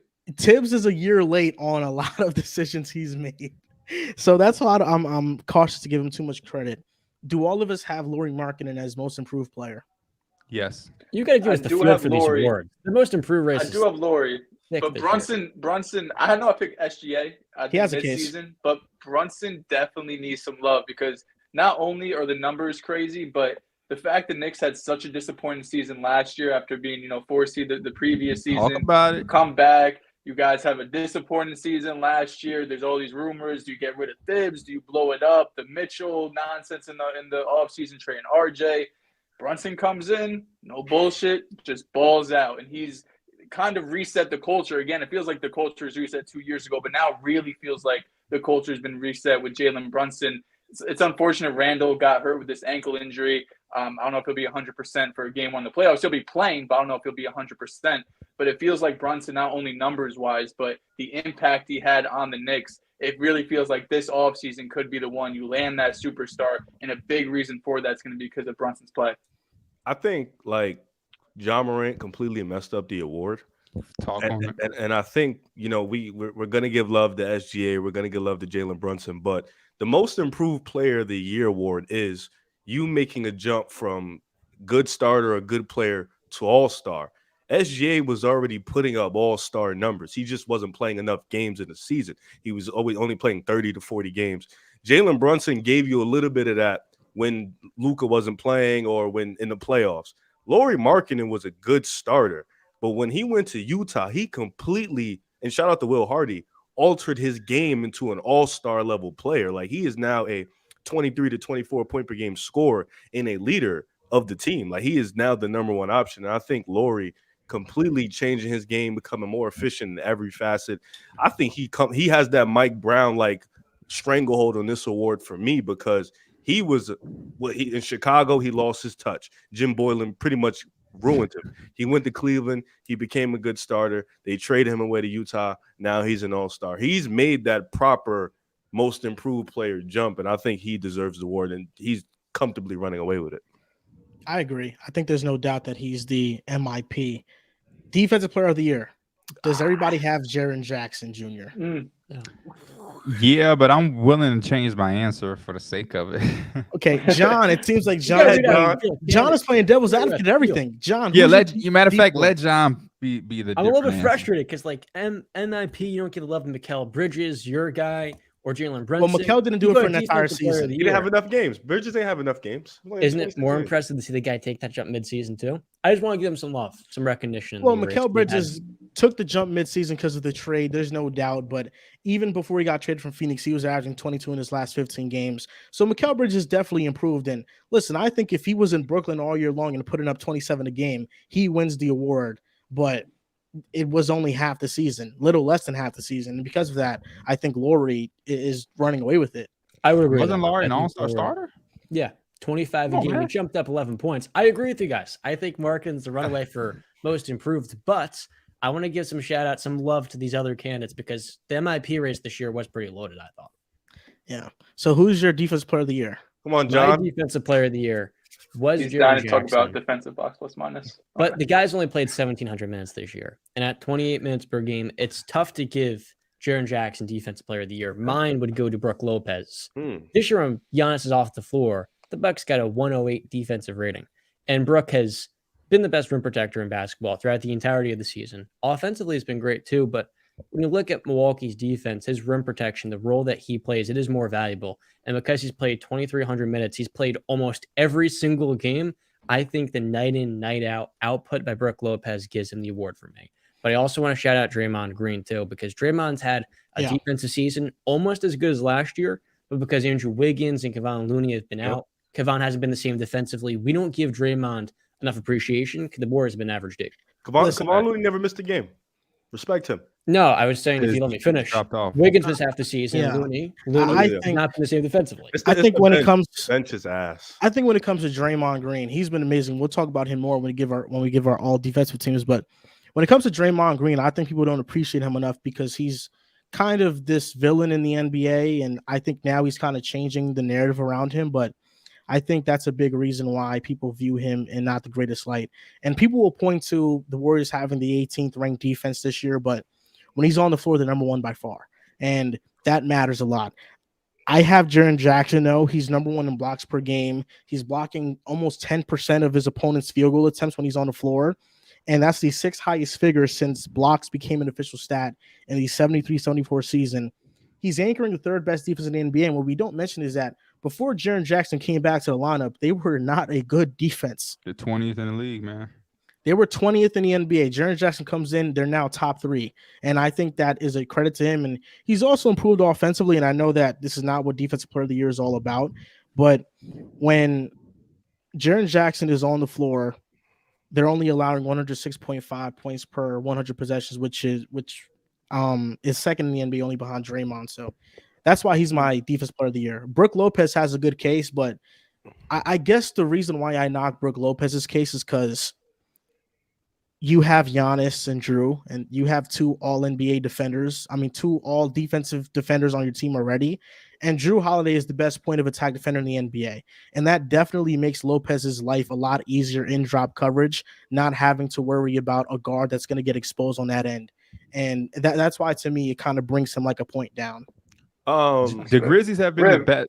The Grizzlies are the best defense in the league since Jaren Jackson has came back from what he had? He got surgery on what? Toe. Oh yeah. This is back-to-back seasons too, because Jaren was, I think he may have missed the start of last year as well. They were one of the worst defenses, and by the end of the year, he led them to top 3. What, Dehls? I was gonna wonder if we had the same DPOI. I'm teetering. Who you got? I got one of your boys. Who? Evan Mobley? Okay. I was teetering between him and Jaren Jackson Jr. He deserves it. Hard. Go ahead, Dehls. Evan Mobley, when I look at the other candidates, I think they all have knocks. Brook Lopez, as Joel mentioned, you do have 2 other guys who are going to be on all defensive teams. He's also just a rim protector. He's not going out and guarding the perimeter at all. Jaren Jackson, great defender. Missed a lot of time, has a big foul problem. He leads the league. I saw some stat that Bam Adebayo has like 1,000 more minutes and has less fouls than Jaren Jackson. So he definitely has a foul problem. Evan Mobley is kind of the only person on this list that there's really no true knock on him. I mean, the Cavs have the number 1 defense. If you want to talk analytical, he leads the NBA in defensive win shares, defensive real plus minus. And Darius Garland had a good quote. They asked him about who his defensive player of the year or why he thinks Evan Mobley deserves it. And he says, turn on the basketball game and watch him play. And that's really the case. I mean, you watch Evan Mobley play, there's really no flaw to him defensively. He's able to guard on the perimeter like he's a guard. He's able to guard the rim like he's a 7-footer like he is. I understand he has Jared Allen there, which is obviously going to be a big help no matter what position you're going to play. But his versatility and the fact that they have Garland and Mitchell there, that was a pretty big question coming into this season. Can this small guard lineup be able to hold up defensively? And the fact that they're the number 1 defense in the NBA, Jared Allen deserves his credit, but a lot of that is because of Evan Mobley. Covers too much ground out there, man. And the Celtics are lucky they won't face him in the second round. Thank God. Oh yeah. Thank you for that, Dehls. I appreciate, because I wasn't hearing Mobley from John. Yeah, I was feeling wrong. I thought John was gonna be the one. But Mobley is just, he's so versatile. Like I saw him one game, they put him on Jaylen Brown, and then I saw another game he was guarding Joel Embiid. The type of versatility he has as a defender is really nuts. 7 feet, being able to move with his feet, being able to block shots, defend the rim. It's really nuts. It's between him and Jaren Jackson for me.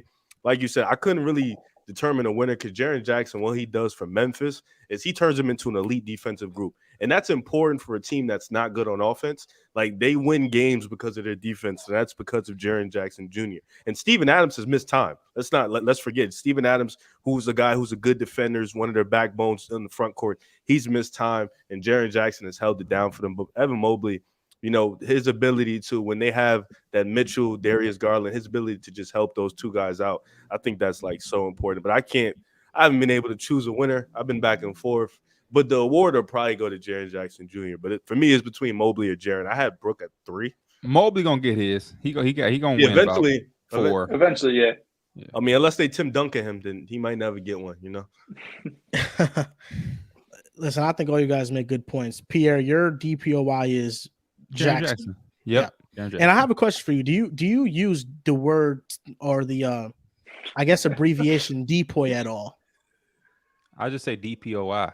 DPOY. You've been trying to find people to say that. Yeah, no, because I'll be saying DPOY. So you say Drew Koi? hates it. Yeah, I say DPOY sometimes. But do You you don't say say Koi? like you say. There's no one says Okay. I don't say MIP either. Yeah, see, so Myth. why are you saying DPOY if you don't say I don't that? know. I think Cody. I don't know. DPOY. I don't know. It sounds pretty good. I'm wondering because when I Memphis, said rolls it, off the tongue. it's that MVP Memphis. Who's your Memphis for the season? who's your sixth Moy? That's a good. Yeah, who is my? Emmanuel quickly. Duh. That's mine too, easily. Are you gonna pick a Boston? And I'm Celtics player, I'm Dehls? biased as hell. I don't care about Malcolm Brogdon. He old as shit. Oh man, yo, fucking me and our good friend of the show, Monkey Grogan's been going at it on Twitter. That's my boy. This last couple of months, man. I retweeted something the other day just because I knew it would piss him off, and he replied right to the tweet. I was like, I fucking got him. Emmanuel Quickly is great, man. He might be my favorite Knick. Like the fact I think he could be like Tyrese Maxey if Tyrese Maxey was locked in defensively. Like he is such a special offensive player. That, like he's small is only weakness. Like he's skinny, but outside that, like there's really no true weakness to his game. The only downside I have Brogdon as the 6th man of the year. Oh, It's because Emmanuel Quickly's best games is when he's a starter, and that's no knock. Listen, Quickly's a better player than Malcolm Brogdon. I don't think anyone's going to argue that. What he's able to do clears anything Brogdon does outside of just straight up 3-point shooting. Brogdon shooting like fucking 45% on the year. But 6th man of the year should go to the 6th man, and that's Malcolm Brogdon. He hasn't started any games. He's come off the bench every single game. He has better numbers. He has better efficiency. 2nd highest assist rate on the Celtics. 2nd best 3-point shooter on the Celtics, just behind Al Horford, who will never die. So Emmanuel Quickly is phenomenal. He's been great this season, but he has been the better player, and because of that, he's been starting. So his numbers have gotten inflated a little bit. And Malcolm Brogdon, on the other hand, has come off the bench, done his role, and because of that, he should be 6th man of the year. Listen, that's Cap Dehls. Listen, Riv, I know you want to go, but that's Cap Dehls. And I don't know why we're knocking Emmanuel Quickly for starting games when the starter gets hurt. He's the 6th man of the year, so he's next man up when the starter gets hurt. Jalen Brunson has been out of lineup, and then Emmanuel Quickly, he elevates his game. A 6th man is supposed to take the role of a starter when the starter goes down. If anything, he's been more of a 6th man than Malcolm Brogdon because he's taken even a bigger role when it's asked of him, averaging 22, 5 and 5 in starts. But here's a kicker, Dehls. One, I want to shout out quickly because amongst players in Knicks history, he has the 2nd best plus minus ever. That's Emmanuel Quickly. Number 1 is Charlie Ward. Shout out to Charlie Ward. Celtics with Brogdon on the court, they're plus 5.1. Without Brogdon, they're plus 7.6. That's a minus 2.5 difference. Knicks with Emmanuel Quickly on the court, they're plus 6.8. With him off the court, they're minus 1.3. That's a plus 8.1 difference. The Knicks are better with Quickly on the court, and the Celtics, at least according to this stat, the difference, Can I give a worse. little contecontext? I don't watch as much Brogdon Knicks as you, so maybe you know. But Brogdon, when he comes into the game, that's when usually one of the Jays come out. That's that first rotation, either Tatum or Brown, whoever gets the first sit on the bench. That's I just want to give a little context there. I don't know. Maybe Well, Brunson 6th man of the comes out year when is Quickly supposed comes to hold down the fort because Malcolm Brogdon cheating too. Malcolm Brogdon has been How's he majority of his career a starter. That's a fact. When he came in, and he's contributing to a role on a championship I'm just level team. talking Nothing shit. wrong with that.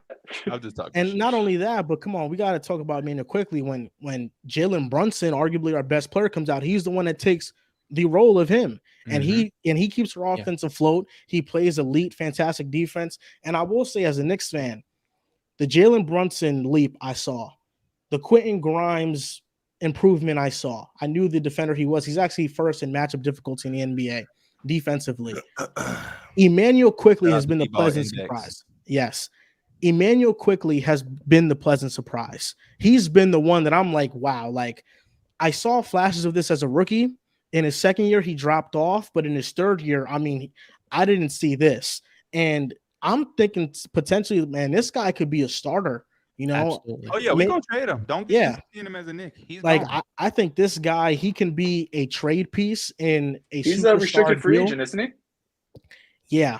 So he can be a trade piece, but also if Brunson plays out if Brunson plays out his contract, I mean, we got a 24, 25-year-old replacement when Brunson is at the end of this deal. So I think the Knicks are in a very great position when it comes to guards. He should get a Jordan Poole level contract this offseason. He should get $100 million. Our boy Mikey Graggins has been tweeting about it because a huge part of we're going too far. Yeah, we gotta save some money. We're gonna give him $8 million. Should he get the Anthony Simons contract? Yes, he's a way better defender. A huge part of Six Man of the Year's energy and IQ is infectious. And he's shooting 68% from the rim. That clears Malcolm Brogdon. He's gotten better in that category. Those. He's Brogdon can't make layups. It's the weirdest thing. I don't know. I mean, IQ's game is so much more in pull-up shooting. It's an injection of joy for a Knicks team that they've got a good starting lineup, but I think IQ's in the perfect role playing off of Brunson, and he just keeps getting better off his sophomore slump. Two guys want to shout out Riv. I don't hear Dante DiVincenzo getting enough Six Man of the Year love, but I think he deserves to get some appreciation because he's been great this year. And one other guy, Larry Nance. Team. Yo, watch your mouth. He's like fifth. Bobby Portis is over him. No one's giving love to Larry Nance either. And when the Pelicans were good, Bobby Portis every game. And nobody deserves some love. Yep. Yeah, Portis deserves love over Larry Nance and Dante DiVincenzo. I don't know about that. Larry Nance scored more games for a team that was the number one seed in December for 2 weeks. For a week. What are we doing here? Nance was huge. He was a huge reason the Pelicans have been a top 10 defense for most of this year. Yo, I know what John doing. Playoffs is about to start. Malik John RS. Shout out to Malik. John trying to get all the fan bases to love him because come playoff time, OD. he don't get on nobody's bad side. Come playoff time. So he trying to show love to every fan base. Malik Monk is a great candidate too. Teams, my friend. Shout out to the Dante love though. For me though, I gotta go quickly, man. And I hate the fucking Knicks. I really do hate the Knicks. But like he's such a defensive anchor off the bench, and that's so crazy because he only like 6'2", 6'3". But when he come in, he is a defensive anchor. Offensively, he gives you that spark, that energy. And like John said, Six Man of the Year is about vibes and energy. Like that, the Six Man of the Year is the one award that's about vibes off the bench. Like really, who coming off the bench give you that vibe? And that's why Jamal Crawford, Lou Will, they all come off the bench with that vibe. Jordan Clark, like we know his vibe. His vibe infectious. So like. That's why I quickly should get it. Like Malcolm Brogdon come off with that Obama boring ass president vibe. Like he's boring. Like, he's punctual and like he ain't really like it's no energy there. The fucking you seen Emmanuel quickly post about it's the Ice Spice effect. It's the Spice effect. You feel me? He gets the Madison Square Garden lit. Nah, they both deserve it though. Whoever wins it, I don't care for it. Yeah, Quickly's probably gonna get it because he has all the highlights and he goes. He's favored right now. Oh yeah, he's like minus 300. Yeah, it's not because he's the better player and stuff. Yeah, he's a better player for sure. That doesn't mean he's a better Six Man. Oh yeah, no, he is for sure. Now, before we go on to the next segment, a quick word from Athletic Greens. If a comprehensive solution is what you need from your supplement routine, then Athletic Greens is giving you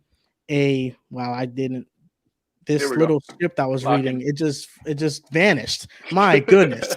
No script needed.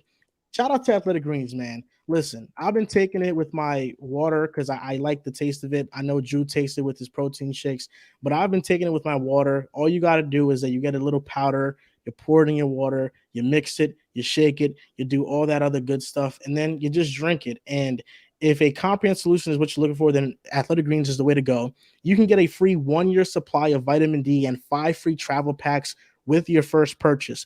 Go to athleticgreens.com/pickaside. That's athleticgreens.com/pickaside.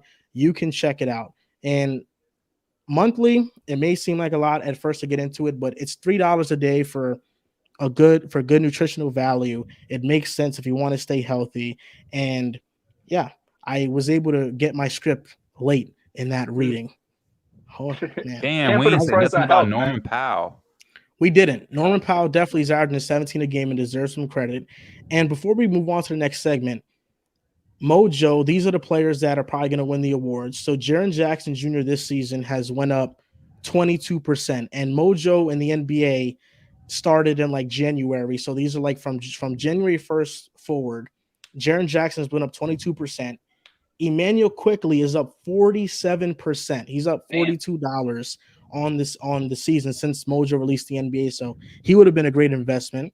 And Lauri Markkanen is up 14%. He's probably going to win MIP. So these are three guys that rose the most, that are probably the front runners to win their respective awards. Shaden Sharp also rose, and that was a great call by John. I know when Mojo first released NBA, the first investment that he was going with was Shaden Sharp. All Wait, of y'all did got to Keegan move up? invest. Keegan was mine. Keegan must have Murray, moved. yeah, he probably moved up a little bit, not as much as Shaden Sharp though. Yeah, facts. Because you invested into Keegan Murray when there was a point in the season where he was kind of in a slump. And then he started playing well again. So Keegan is up $30. Okay, calm. Yeah, he's up 30%. Who did you Shout out invest Keegan, into, Riv? I think it was Ivy. No, I'm it's not Kuminga and Jordan Poole. Oh, you know that. Kaminga, that shit going up. I'm telling y'all. I can't wait for that. Poole Jonathan shit a little- Kuminga's up 40%.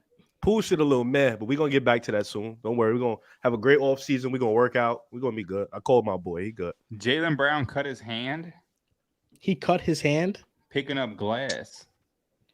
Oh, wow. Oh, yeah, I saw he was not playing tonight. 5 stitches in his hand. That's never easy. And a playoff run is going to be brutal. Is that a shooting That's hand? we got 10 days off. We're chilling. Dehls. Yeah, it's a shooting hand. Celtics are done up. He got hurt picking up glass? Broken glass. It's a Damn. IQ move. Sound like a lie, right? Yeah. That contract. I keep that contract intact. Sound like tanking. That's what it sound like. That's You that saw they tanking gave shit. him I forgot the name of the award. It's named after some Celtic great, but it like exemplifies the greatest Celtic of the year. They gave to Jaylen Brown this year. They trying to save face. Clever. They trying to save face. Yo, y'all seen the last love 7 that. games? Y'all The seen the Red last Auerbach 7 games? Poole been in playoff mode, or have y'all checked? Yeah, it's been. Yeah. Okay. Just want to let y'all. Jordan That Poole was- is great, man. That started happening after he was rumored to have spent like 100,000 on Ice Spice or something, 50,000. And then once he seen the shit about, they seen the it was that in the Reeves shit on Twitter. He said he's seen all that. He been seeing a lot of that chatter, so he was like, "All right, they playing with my name." We'll start locking in. Our all NBA selections. Now, shit. I have two all NBA selections. So I have like 6 teams in total, but they're different ones, right? So I'm gonna go with this one first, and I want to get the thoughts of you guys in the audience because I did it with the 65 game stipulation. I wanted to see who would be left out and who would be in. So just to mention briefly, the players that wouldn't be eligible if there was a 65 game stipulation, potentially Jimmy Butler and Giannis. They'd have to finish out these last 2 games, and maybe they do, maybe they don't. These are players that are without a doubt ineligible. Steph Curry, James Harden, Dame, Devin Booker, Kevin Durant, LeBron James, Anthony Davis, Zion Williamson, Kawhi Leonard, Tyrese Halliburton, Ja Morant, Paul George, and that's it. My first team is SGA. I have Donovan Mitchell. I have Luka, Tatum, then Embiid. For my second team, it's Jalen Brunson, De'Aaron Fox, Jaylen Brown, Julius Randle, and Jokic.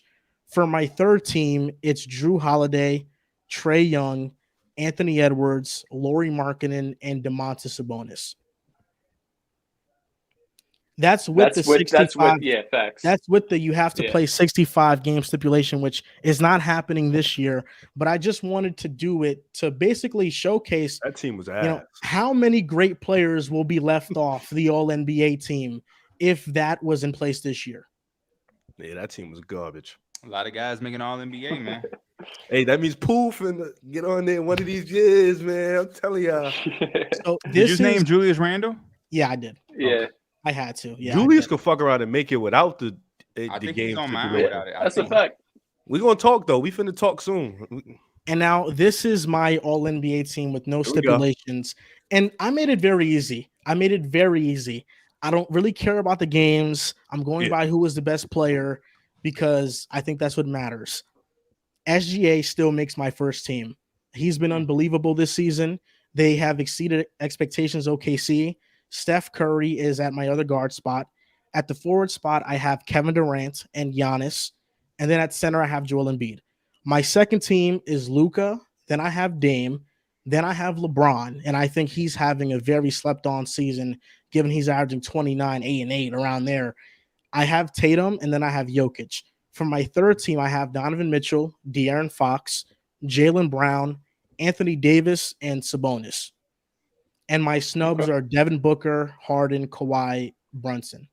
I like your list. I guess I'll go next and shit. I didn't know we're labeling AD as a forward. I was just gonna say, is AD couldn't make mine because he's a center. Yeah, he ain't on mine. But you know, 100% of his minutes at center too. You do yours the way that's you why do I yours. couldn't. But hey, the NBA makes its own rules. I can't be mad. If AD is not there, then I'm gonna replace him with Julius Randle.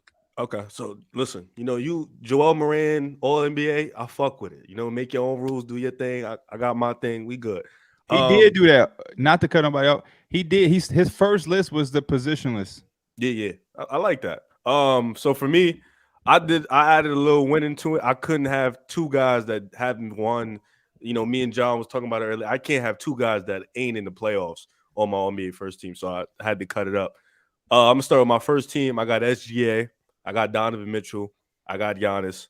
I got Tatum. My center is predicated on who wins the MVP. So I think the Joker wins the MVP. So I got the Joker. For my second team, I got Luka. I got Steph. I got LeBron. Your boy Jaylen Brown made my second team. And then I got Joel Embiid. Give him that bread. And then my third team, that's where Dame makes it. I got De'Aaron Fox. You can't leave him off a team.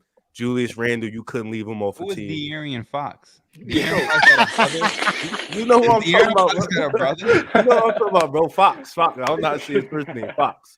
I got Fox. I got Julius Randle. You can't leave him off. I got Laurie. Laurie had to get on the team for me. And then Sabonis is my third center. And that's my All-NBA team. Okay. John, you want to go? P? I got Luka. My first team is Luka, Steph, Tatum, Giannis, and Embiid. My second team is Dame, Shea, LeBron, Julius. Shout out to that boy, Julius. 1.2 million bonus on the way, Juju. And then I got Jokic. Then I go Donovan Mitchell, Booker, JB, get paid, brother. And then Laurie Marketing and Sabonis. Laurie Love, I love it. I didn't put Kevin Durant on it because Kevin Durant, I'm not big on the games either, but he didn't even play 50. You got to play 50. It's tough. I understand. Like Kevin Durant was the one to me where I'm like, I don't know if I should put him on here. And here's Drew. He's ready to be home and chop it up. We miss you, Drew. I wasn't sure if I wanted to put Kevin Durant on there, but I'm just like, you have God Kawhi damn. numbers, Joel? I didn't. But it's just Kevin Durant's averaging 29, 50, 40, 90. No, he's been bugging. Kawhi is averaging 23 a game. Kawhi. Yeah, but I know, but you got to look past that first month what Kawhi's been doing. Not only that, stupid numbers. Not only that, but KD's been elite defensively this year. Before he got injured in Brooklyn, they were on a win streak. In Phoenix, they're undefeated with him. Yeah. I don't know, man. KD just to me is Joel, I agree with you. Just for me, like I had to have some sort of game played, so I said 50 was my moment. And Kawhi, Kawhi, he's over 50. He's at he actually might have the same amount of games as LeBron. He might finish with the same amount of games. But then it's like, would I rather take Kawhi's 50 games played or like KD's 44? Kawhi didn't make my team. That's why the KD one is so tough because the numbers are so unreal. It's like, fuck, are you really doing that over a full course? Because it's No disrespect to KD, because I seen him on Twitter quote something like, "Oh, it ain't gonna matter because I ain't played 65 games." But when your numbers are that arcadish, it's like, damn, I would love to see if that would be what it would be if you did play 60 games. I'll say this. I'll take Julius Randle's 77 games over Kawhi's 50. Like, I don't care about what he did after that first month. Like, what Julius Randle did in 77 games, 25 and 10 and 4, I'm taking that over Kawhi's 50. You got to. Especially Kawhi's efficiency, bro. It's 27 games. Like, that's the gap. Like, yeah, that's he did that for a season. Kawhi, real robot. Yeah, he is. He's my team has Dame Lillard first. I mean, Dame this year has had a compatible season to Steph 2 years ago. And I feel like a lot of people haven't given Dame enough love when the Blazers offensively were better than that Warriors team. So I've got Dame and Shea, my first team guards. Warriors team won a lot more games. A lot more. Well, they both missed the playoffs. And keep in mind, the Warriors had top 5 defense that year. Blazers got bottom 5. LeBron saw 3 rims. Yeah. First of all, John loves to keep saying this. The Warriors were 8th seed. Dame got shut down 2 weeks ago. That's the difference. He got shut down 2 weeks ago. Stop. The Warriors. The Warriors were the John. I'm sorry. Who's your first? I didn't hear. My first team is Shea, Dame, Tatum, Giannis, and Jokic. Golden State was the 5th seed before Steph got hurt that year. Just to be fair, they were also pretty close. And Kelly ultimately, the Blazers' offense is a 119 with Dame, which would be the second best in the NBA. The Warriors' offensive rating with Steph the year is 112. He had Kelly Oubre. He had the worst spacing in NBA history. Yeah, literally, he had Wiggins and Jordan Poole the second half of the season. I mean, he had again, Kelly Oubre. Dame's starting center is Yusuf Nurkic. He had Mikal Mulder. You know who that is? Yeah. It wasn't a great bench, but look at this Blazers bench. It hasn't been great either. I can't blame Dame for his team not being built. Portland's garbage. I get you that. Portland's garbage. My second team has Luka, Steph Curry, Kawhi, who's at 50 games played, LeBron, who's at 53, and Joel Embiid. I think Embiid, if he wins MVP, I don't want the whole Marc Gasol stuff where you get the award, become second. If Embiid gets the MVP, he goes above Jokic for first team All-NBA, personally. And then third team, I have De'Aaron Fox, Donovan Mitchell, Jimmy Butler, who is at 64 games played. I think he's had a very underrated season. Kevin Durant edging out Julius Randle. I'd rather have him, but I think Randle's got a reasonable case if you value availability. And then Domantas Sabonis for me would be my third team All-NBA center. Respectfully. Okay. I like that. It's just like John. Sorry, Dehls. I just want to John. That 30 games between Julius and KD. That's not significant. Like, that's a lot of games. Yeah, and why Kawhi? Why Kawhi over KD on the second team? Kawhi has been a top 8 player this year, and after November, he hasn't missed much time. KD's been top 3 this year. Ooh. Well, Kawhi's if KD's healthy, we're talking about him in the MVP conversation. If you look at Kawhi's efficiency, bro, from January on, it's some shit you couldn't imagine. KD is 50, 40, 90. KD might be. He's almost 60. Kawhi has put up 54, 45, 91, 49, 53, 92, 53, 44, 86 the last. If efficiency was a person, it'd be Kevin Durant. It'd be Steph Curry. But Kawhi's been more efficient, bro.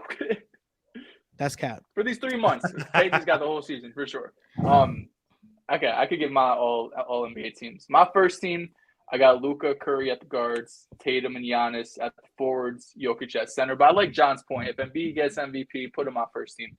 Second team, I got Dame and SGA at the guards, Jaylen Brown and LeBron at forward, Embiid at center. And then third team, Fox and Mitchell at guard, Lauri Markkanen and Randall at forward, and I have AD over Sabonis at center. Sabonis, I get it. I could be persuaded, but when AD's been on the court this year, he's over that 50-game mark. I mean, he's been a top 10 player in the league. Yeah. Can't argue with that. So you guys don't think that Kevin Durant, if he was healthy all year, is more of an MVP candidate than Giannis? No, just because I think Kevin Durant's year, it has like a cloud because he got traded. Yeah. I think that maybe I'm crazy, but I do believe that if Kevin Durant doesn't get injured, the Nets don't fall off in the standings and Kyrie doesn't demand a trade. I mean, if you put that narrative in, I mean, if Kyrie requested the trade, if he want to get paid. But if the best case scenario happens for every player, like I think that, I mean, if the Nets stay healthy and KD's there, they're a top 3 seed in the East. They're probably number 1. That's the thing, though. Like, if KD probably was healthy, he'd probably be number 1. He'd probably be top 3. I think so. It's just he got traded. He's not healthy all the time. It's it's tough. And ultimately, this stage of KD's career, he won't play a full regular season. He gets hurt. He don't even play 2 times a 60 year. anymore. Which Oh yeah, I Kawhi think won't either. which I think is smart for them. If I'm being honest, if we're going to talk about these dudes historically, as far as a legacy goes, it's going to be about the playoffs, the runs, the championships.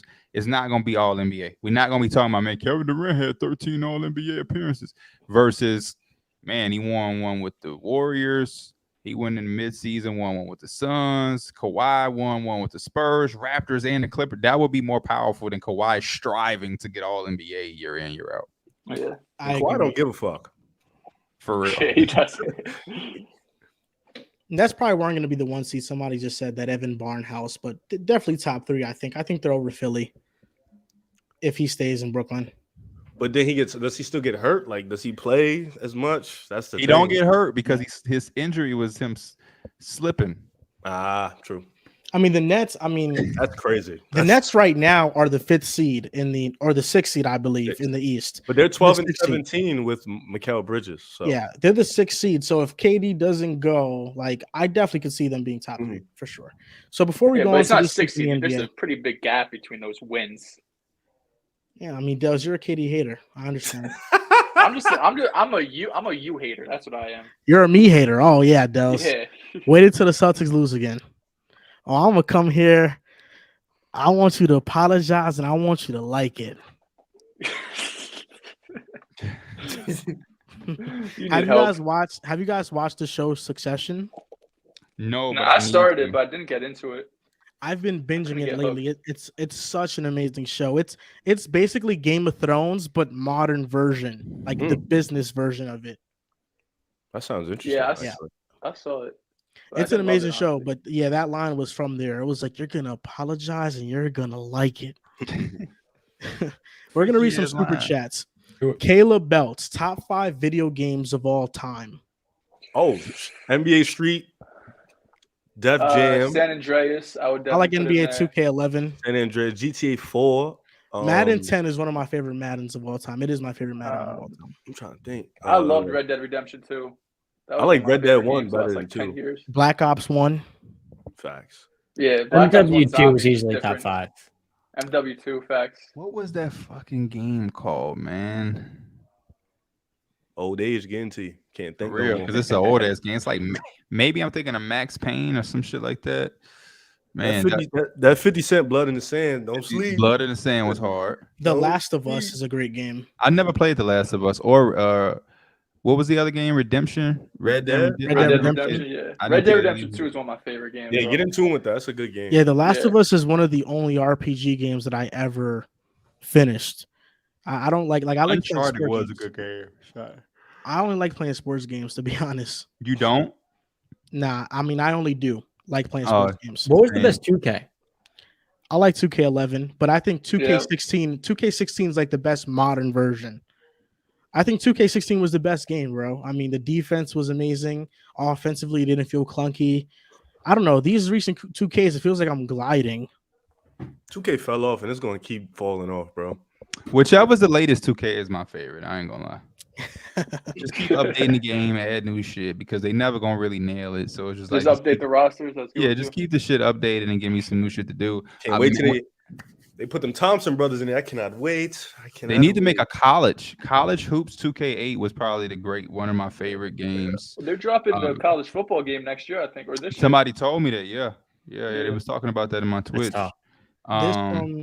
What's the slept on game? I was just about to say, oh, Madden like 05 or some shit with Donovan McNabb on the cover. That shit was hard. The 2K one? Or 2K, yeah, I was gonna say 2K. Oh, that was NFL TO on the 2K cover. is fire. 2K. Yes. Yeah. When you had your own house and you had your You had your board, own crib. Yeah, that shit was dope. Yep. This from Tyler Wallace. Dame says IQ is 6-man. Moran confirms Dame to the Knicks agenda next season. Bing bong. Y'all got Jalen Brunson though. Why would y'all do that? Yeah, Yeah, that'd be an interesting. We're backward. good. We're good over here. Yeah, we good. NPC Santos. Nothing. Shout out Shout out Santos. to NPC Santos. He just donated. King Higgins. I found y'all when you did the 200 episode with Through the Wire. As a big Through the Wire fan, I was interested, and now y'all have become one of my favorite podcasts. Keep it up. Appreciate it. Shout out to King Higgins, King man. Higgins, man. Yo, so Pee-wee, we've actually been doing some numbers, Dehls and I, And we was thinking that we think that episode 200 is going to be around the summer league time, correct? Dehls? Episode 300, you mean? Oh, episode 300, yes. Yeah, facts. Yeah, we were. It's gonna be around. We might have to work some things out so we could get that 300. But yeah, Yeah. Y'all gonna have to go into overtime. yeah. 3 Either episodes a overtime or week. 1 episode a week. Facts. Yeah. Yeah, nah, if we could do 300, that would be lit in Vegas Summer League. Hey, I'm gonna be with it, Dope. man. I'll be with it. Q Boogavelli, Scotty Barnes love, quotations, epic punching air right now, Riv. You don't fuck with Scotty Barnes? What am I missing? Nah, last year. Drew just loves him. nah. What I happened think was that's the issue. we have a Discord and we got a lot of Toronto fans in there. So one night we had an argument because we was like, Scotty Barnes got a lot of love last year because they was making the playoffs. He was doing good, and now he faked. This year he had a sophomore slump, and he just got upset about it. He was like, just going all angry and shit. Nah, there was a Raptors versus Cavs debate in the offseason. Raptor fans are they are crazy. I used to hate Celtic fans, and Raptor fans over the last couple of years overjumped them because They're quiet now. Because they asked. Yeah, the That's Raptors. They got nothing to be loud about. Yeah, that's why. But if they had an inch of anything to talk about, they was 5th seed, they be talking crazy. for sure. Nah, right now they're Last year. definitely humbled right now. They have nothing to talk Yeah. about. Q Boogavelli goes Tim Duncan transformed into AD and AD transformed into Evan Mobley. Defensively, I can see it. He commented this when we was talking about DPOY. Oh, So okay. I think that's what he meant. That makes sense. That makes sense. Kill Mobley can moves. jump him though if he stay healthy. He Yeah. can jump AD. Kill move. Spider gonna carry the Cavs to the Eastern Conference Finals. Be prepared. I love it. Tuh. I'm not mad at that, but I don't like the word carry because you have Evan Mobley and you have Garland and you have Jared Allen. Yeah. RJ the God. Start bench cut of the JBs. Jaylen Brown, Jalen Ooh. Brunson, and Jimmy Butler. You start Butler. Are we sure? I'm starting Are you Butler. positive? Or I'm is starting. this This playoff ones or regular season? fives?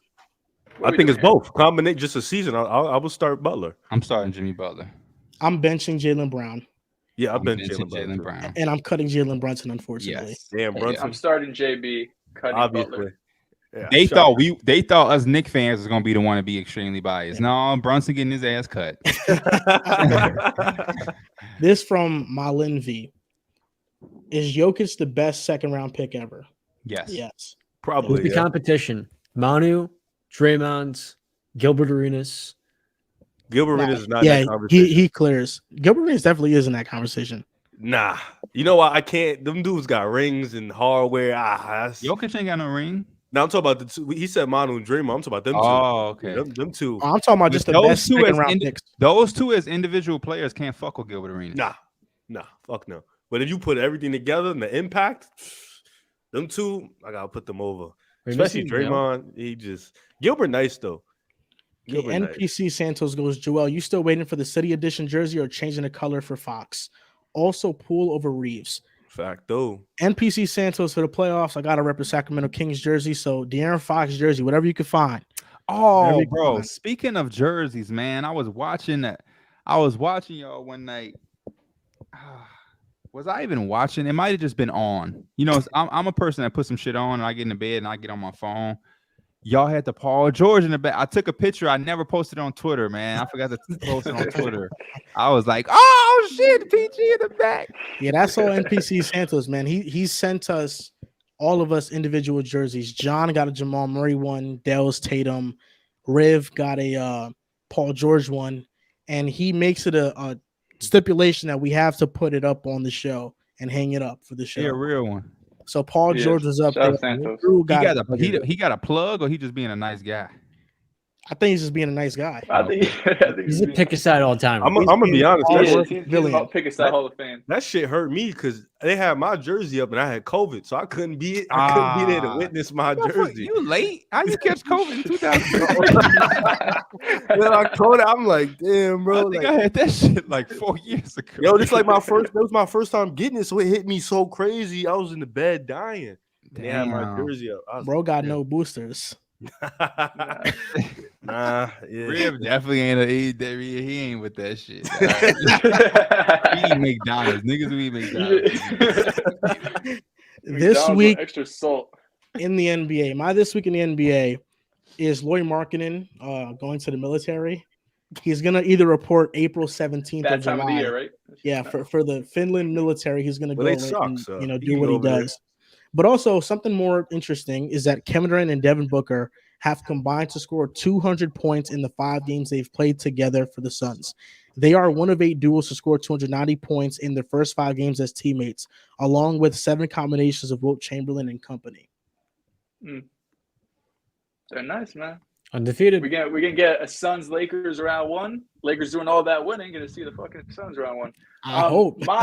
My this week in the NBA, Zion Williamson is not gonna be in the play-in. He hasn't played basketball in what seems like fucking the entire season at this point. But obviously not playing the play-in, it doesn't feel like if they get past the play-in, if he's gonna be ready for round 1. If he's not gonna be ready April 14th, 15th, I don't think he's gonna be ready April 17th, right?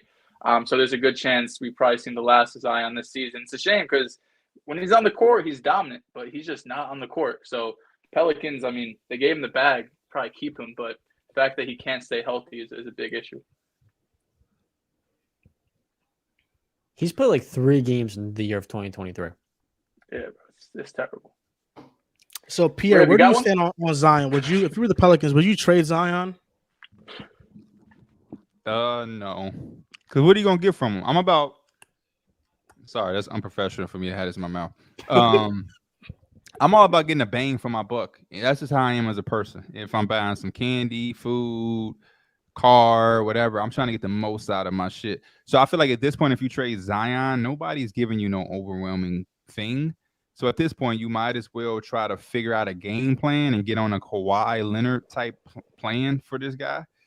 Because when he does play, this team is electrifying. They're dangerous and they're different. So if you can figure out something for him and get him on that pace, but I think you have to go down every route and avenue you can to try to figure this out before you give up too prematurely. Because we see him with Embiid. Like if you look at early Embiid, it was like, oh man, could this guy ever be healthy? It's always something, but he's so good. But if like you figure it out and they get their shit together and they can find some way to be healthy, even if they're not playing 82 games a year. You know, if you can get Zion for 55 to 60, this team is dangerous, and you have the recipe to have a team that can coexist and stay afloat without him being consistently available throughout the years. Brandon Ingram can carry you for stretches. We see Trey Murphy as an emerging young star in the league. Dyson Daniels is going to take the same type of jump or trajectory. You have CJ McCollum. Larry Nance is a good underrated name to have off of your bench. Josh Richardson. They have bodies and they have talent. Herb Jones, I didn't even mention Alvarado. It's about them staying healthy as a team. I think that was their problem. They're probably a lot better if they only was missing Zion, but the fact that you miss Ingram and Zion and Alvarado, it's just too much was going on for them. And I think they have to figure out that center position to a T, because I love Big Valanciunas, but I don't know. It just don't really mesh with them. So, but I wouldn't trade him, man. I wouldn't trade him unless somebody was stupid enough to give me some crazy shit. Yeah, his value is in the gutter right now. Yeah. He's actually only played 1 game in 2023. My this week in the NBA, I never understood this by Orlando. The Magic made the right decision, taking Paolo Banchero number 1. But Paolo found out 30 seconds before we did. I mean, up until the week of the draft, the Magic didn't really talk to him. And he even recently came out on the Knuckleheads podcast and said, hey, look, I didn't know it's going to be the first overall pick. And I was 90% sure the morning I woke up of the draft that I would be a Houston Rocket. What if the Magic took Jabari Smith number 1? I think as NBA fans, we'll be clowning them right now. If Paolo was a Jalen Green in Houston, and honestly, with the Magic being as competitive as they have been this year, it would be an absolute shakeup. What if Jabari was killing like Paolo and Paolo went on shit in Houston? That shit wasn't happening. With the Magic's load on that rookie, Jabari's not handling that. So that's just not happening. No, yeah. I never understood that there was ever a conversation at all. Paolo Banchero was about far the number 1 overall pick. This is including Chet. I don't give a fuck. This is including Chet. He was the number 1 overall pick. So I never understood. That's crazy. I didn't know that he found out 30 seconds before. That's wild. That's Mike just Miller's stupid. his agent. He flips the phone to Paulo's like, congratulations. And like Paulo's just reacting to it. And he sees Adam Silver going up at the same time. It's crazy. I don't have no This Week in the NBA for the first time as a guest. I had to go. There's nothing going on in the NBA. I've been so on my baseball shit that I just like This week in the MLB. This week in MLB, the White Sox suck. We let the Giants put up football numbers on us. Yeah, We let the that was- Pirates yeah. go crazy today. There was all three of the ex-Mets hit a home run. Hit a home run. Conforto, JD Conforto, Davis. Yeah. Yeah. that was Yeah. sick. And Man. Wilmer Flores. Yeah. Full respect. Yeah. I like Conforto. I used to want him to be a White Sox when he kind of didn't have nowhere to go coming off his injury. He didn't play at all last year. He was Yeah. hurt, but he I was feel a like free we agent the whole year. could have used him, man. But now he hitting home. And he wasn't doing shit before this White Sox series. Now we done gave him a rhythm. He might be an all-star if he played against us some more. I'll be hurt. Riv. Yeah, I have one. Yeah. You He just was over there looked that shit thinking up. and shit. Yeah, no, I have one. Chicago Bulls have officially got a spot in the plan, and I'm not fucking excited at all. But we do have a spot in the plan. Joel, you Better also record than the lost your bet. Wizards? Yeah, you lost your there bet. it is. Better record than the Wizards. That's a W for me. The Bulls are better than the Wizards. I told you Came that. down to the wire, though. It did. It's really sad. You thought honestly. it was going to be a clearing. What'd you guys did. put on that? 100. You know what's funny about the stat? DeMar DeRozan, Vooch, and Zach have actually played the most minutes out of any trio in the NBA this year, and they are the 10th seed. You know That's what so I was sad. thinking about? I was thinking about how the Lakers are getting all this late season hype for their wins, but I mean, here come the Bulls. Probably just been Please as good stop. of a late What are we season doing? team. You don't even believe Please that. stop. At Bivifat. I mean, come on. I mean, I this beg team, of you to this stop. team was The a only top team you three hate more than the team in Lakers is East. probably the Bulls. I mean, we're not talking about the Patrick Beverly effect enough, man. We I don't mean, need to. The I Bulls promise you we don't. could do some damage, man. If they face the Celtics Similar in the impact first to Austin round, Reeves. listen, if they face the Celtics in the first round, I mean, I don't know, Dehls. Who's They winning can't that get the playing game? seventh The seed. Hawks or the Yeah, it'd be the Hawks or Yeah. Miami. I am Forget rooting my about it. ass off. First for of the all, Hawks. no. We got to play Toronto first. We're gonna whip their ass, and then we're gonna beat the Hawks, Mate, and are we'll you be sure in the about playoffs. that? Huh? Am I Are you sure sure about Chicago's beating going to whoop Toronto? Toronto? Yeah, I'm They pretty match sure. up well on defense. It's a They have mid the off. wor- Let's be They have, honest. they have the worst half court offense I've ever seen in my life. That's You got put that's OG got like on 96 to DeRozan and 93 you put written Fred all Van over it. Vliet on your homeboy. Zach. 93 to Zach's 96. Zach's been a it's dog like- since January. gonna be Respect ugly. him. Zach's been a dog since January. Respect him. Zach's has had an been. underrated season. You respect Dame, but you don't respect Zach. It's weird to me. Well, Zach- Dame, Uh-oh. Zach Dame, winning more. Respect Dame is him. one of a kind. One of what? What? What? One of a kind. Loser. That boy Dame writing raps. He be mad. Now, I have some TikTok stuff, some TikTok fun stuff to do. John is going to do some trivia with us. That's going to be fun. But this is the first question I have to ask you guys. Who do you think is the most underrated Phoenix Suns player ever? Sean Marion. That's a good one. Leandro Barbosa. Leandro Barbosa is a good one. Oh, I you like wanted me that to a lot. like elaborate on Sean Marion? Yeah, sure. Okay. Sean Marion was actually like an elite all NBA type defender. He was a great rebounder, solid shooter. He can score when he needed to, but he was kind of that glue guy, like that Draymond, like for another team, which is kind of that guy that came in, did all the little things, the dirty work, the grunt work, while still being like he was an all-star caliber player, like Andre Iguodala was for Philly. But he chose like he was able to take a back seat or heighten his seat if you needed him to. He actually did anything you needed him to do, he'll do it. So I like Sean Marion for Phoenix. And even before Steve Nash got there, he was like a 22-10 guy with elite defense. So Sean Marion was a dog. The player I'm going to go with is Goran Dragic. Ooh. I think Goran Dragic learned under Steve Nash, and then in the 13-14 season, he averaged 20 points per game, 6 assists, and that Suns team is one of the better Suns team is one of the better teams to never make the playoffs. They went 48-34 that year, and they finished as a 9 seed. I mean, this year that gets you in the playoffs as a lock. That's what we needed to play in. That's literally this year's Sacramento Kings, and they missed the playoffs. Missed the playoffs. And you know who was their coach? Jeff Hornacek. Yeah. I was just about to name him. I was like, man, it wasn't him, but that team was good, man. It was Goran Dragic. You had PJ Tucker there. Green. They were a really fun team to watch. Man, this is a great question. We've got two Suns. I don't want to steal the thunder of both players, The first guy I think of is Kevin Johnson, because in the 90s, the point guard position was a little bit weaker. I feel like KJ was just walking 20 and 10. And he was not one of the best shooters by any stretch of the imagination. But I mean, 9 assists for his career. We don't talk about Kevin Johnson as one of the most underappreciated point guards of all time. And I remember back when he was in Cleveland, he was backing up, what's his face? Mark Price. That was 2 all-star point guards. Then he got moved to Phoenix for Larry Nance. So that was a really important wrinkle of Suns history. I'll go What with about- Raja Bell. Raja Bell, those Ooh. mid-2000 teams, you know what I mean? With Steve Nash, Amari, those guys, 3-point sniper back in the day. So He used to Battles get into with it with Kobe. Kobe. I hated him Yeah. because of that. I hated him.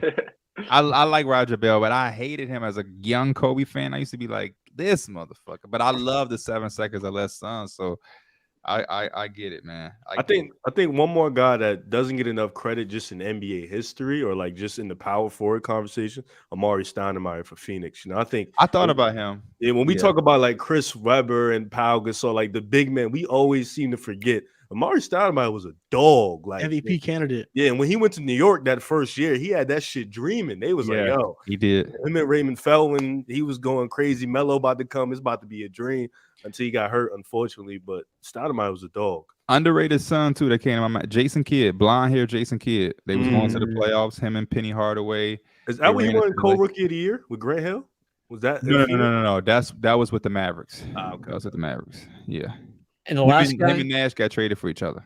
Thunder Dan Marley, one of the best two-way players in the 90s. He made 2 all-defensive teams, one of the best shooters of the decade. We don't remember him, but he was one of those dudes in the 90s. His ass is weak.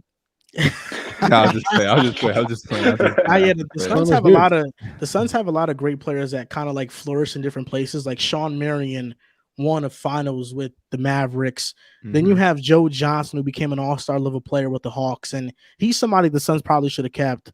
Yeah, they have a lot of good players, and 7 seconds or less era was definitely interesting. Leandro Barbosa won 6th Man of the Year in 2006. Barbosa, man, he was a big force in that Mike D'Antoni offense. Quentin Richardson with the threes.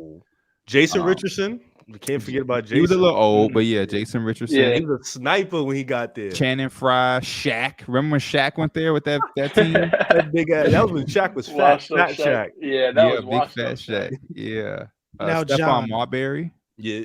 Stephon Marbury, yeah, they got they traded. Remember when Steve they had Nash. Marcin Gortat for a little bit? Yep. He At was there. Gortat Nash. Yep. Mm-hmm. Robin Lopez was solid for them. Yeah, they had a lot of good Wait, players. actually, how did Stephon Marbury get to the Suns? He didn't get drafted there? No, Nah, he got drafted to to the Minnesota. Timberwolves. Must have been a trade. I don't know. He requested his trade and he got traded to New Jersey, or did he get Oh traded? yeah, it might have been he got traded to New Jersey, and then the Nets traded him to the Suns for Jason Kidd. Boom. It might have Voila. been like that. Yeah. There we Voila. go. That's how it went. Voila. So John, you have some trivia for us. No, we cannot move on. This comment, shout out to him. Boris Diaw. We are petty as hell. Oh, Boris shit. Diaw. Absolutely. No, Boris Okay. Diaw. Good call. Yeah. one of those guys Island. for real. Boris Diaw, yeah, he's like Somebody Kyle also Anderson. said Joe Johnson. We can't forget about Joe Johnson. He said Joe Johnson. Yeah, I said Joe Johnson. Pardon me. Come on, Riv. My bad. All right. Now Boris Diaw, legend, he's Boris legendary. Yeah. Boris funny as hell. He was so big, but he moved so quick.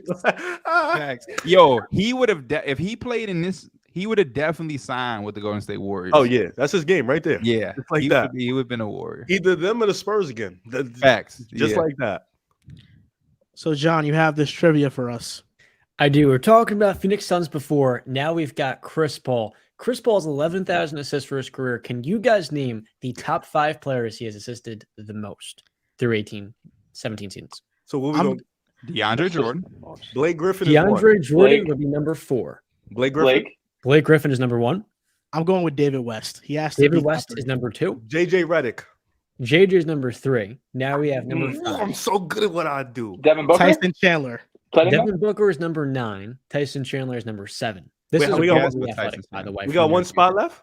We have number 5 left. And number The- 6. DeAndre Ayton. DeAndre Ayton is not in the top 10. James Poisey. Nope. Peja Stojakovic.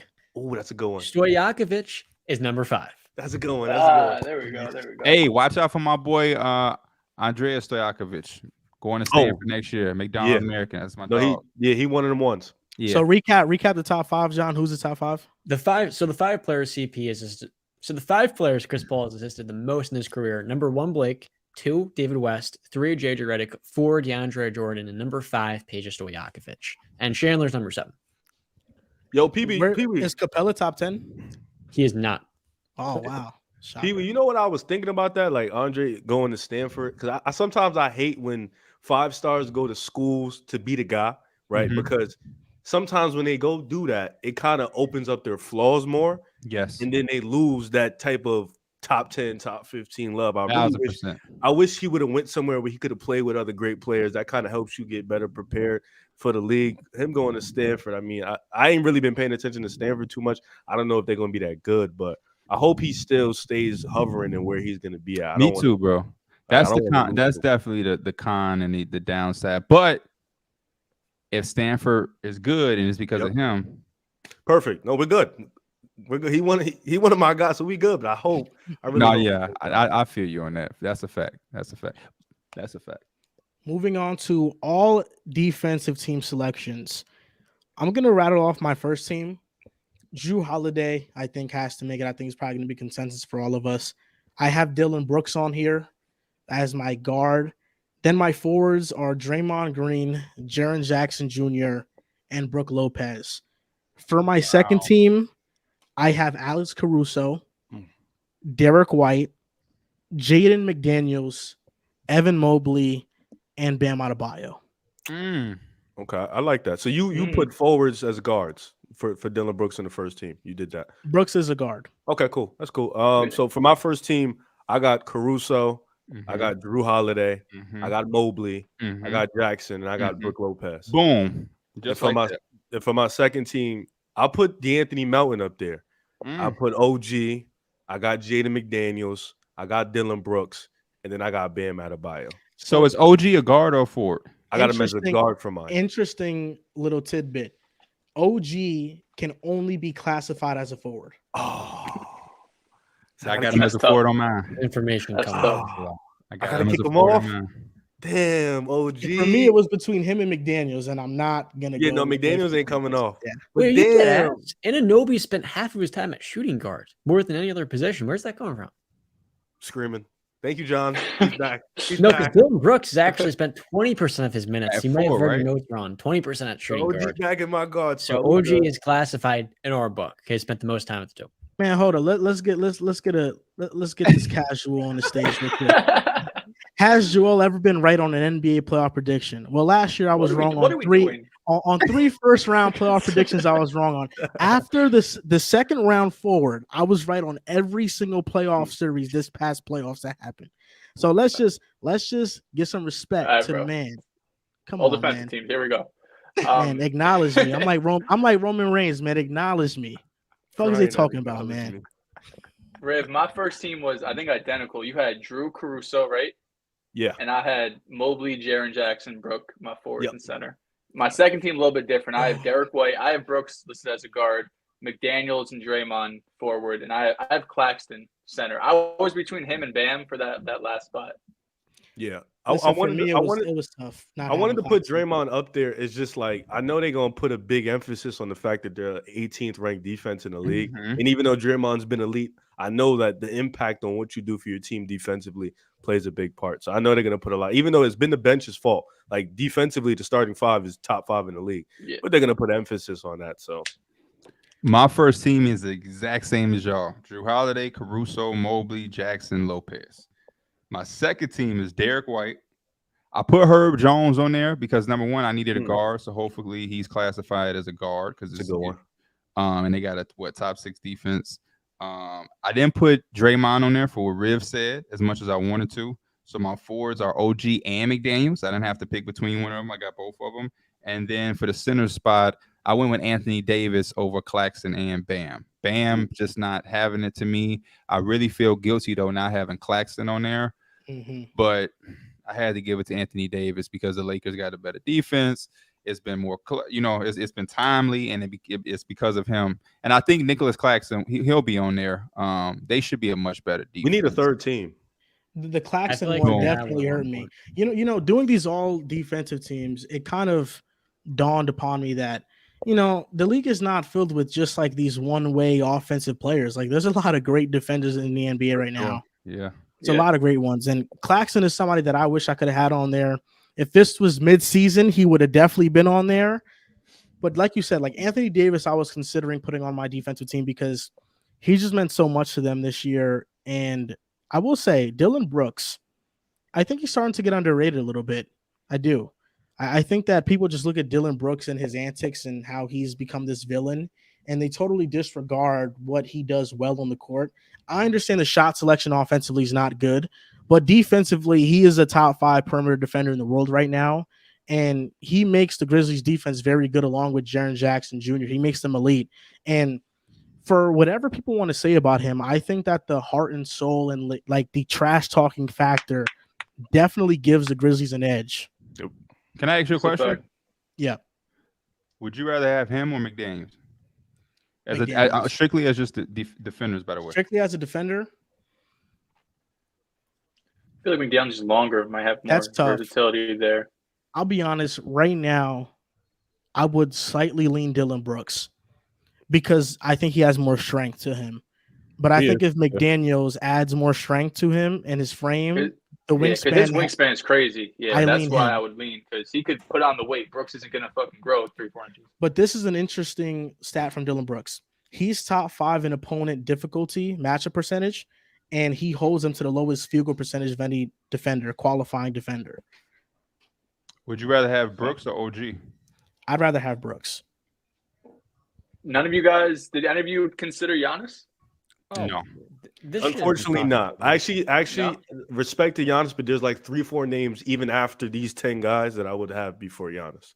Like Giannis Claxton, is he's written down, but he's not. Claxton I would have put before Giannis. I don't know about that. The way the Nets defense. Is What's the reason? Is it because of the other defenders on his team? Is it his I impact? think isn't as big as... Claxton has more responsibilities. He's Well, better. Claxton's a 5. He's better Giannis in would be a switches. 4. He's better in switches than Giannis. He's better guarding the perimeter than Giannis. Yeah, Rev, they're not in the same category. Yeah, Claxton's a 5. Can Giannis be a switch forward? both the 4 and 5? He's not going to. He better Giannis not is going be to be listed able as a to. center. No, I don't think He he's got not Brooke. eligible for the 5. Oh, I'm sorry. Yeah, he They got do Brooke. this shit so stupid. I don't listen. They do this shit all done every year. You a big. You know what I'm saying? This is what should be positionless, by the way. I feel like because we have, But then it would be 5. It would be 5 forwards. but that's the Five thing, bigs. Pierre or Pete. This is the issue. No, my name is Pierre. My name is Pierre. I didn't forget. The all defensive teams are gonna really be shifted toward guards, but defensive bigs are more valuable. So my team, Alex Cruz, so the Bulls are a top 5 defense this year. I gotta give him a bulk of the credit. OG Anunoby leads the league in steals. I have Jaren and Evan Mobley at my forwards, then Brooke Lopez at center. It gets tough. Second team, I have Dennis Smith Jr. because this Hornets defense past the Whoa. All-Star break. What in the top fuck? 5. Whoa. DSJ has not only saved his career, he's become an elite defensive guard. I And if agree. we're going to talk about guards that have just been I an kind of like absolute it. terror on that side of the ball this year, he deserves some credit. Fuck The it, John, second go ahead. guard spot is where it gets a little bit tricky because Marcus Smart's not been the same player he was last year. No, he defensively, hasn't. and that's fine. Drew Holiday, he usually gears up for the playoffs, and I get that. 2 guys who have been in the finals before. So I was torn between Emmanuel Quickley and Markelle Fultz.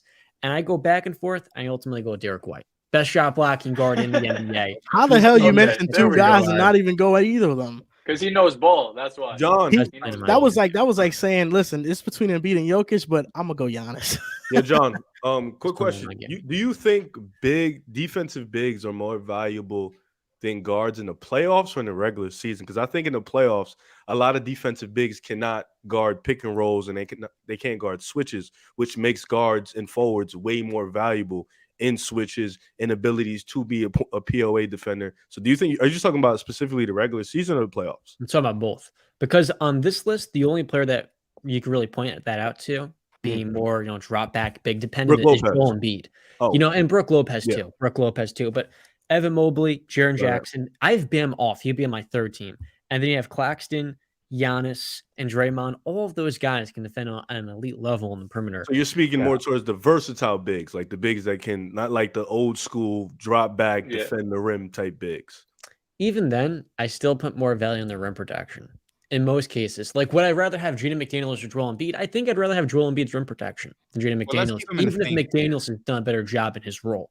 I think if you put a mid rim protector next to Jaden McDaniels, is fine. But if you put a mid defending guard next to Brook Lopez, he looks a lot different. We did see that with Rudy.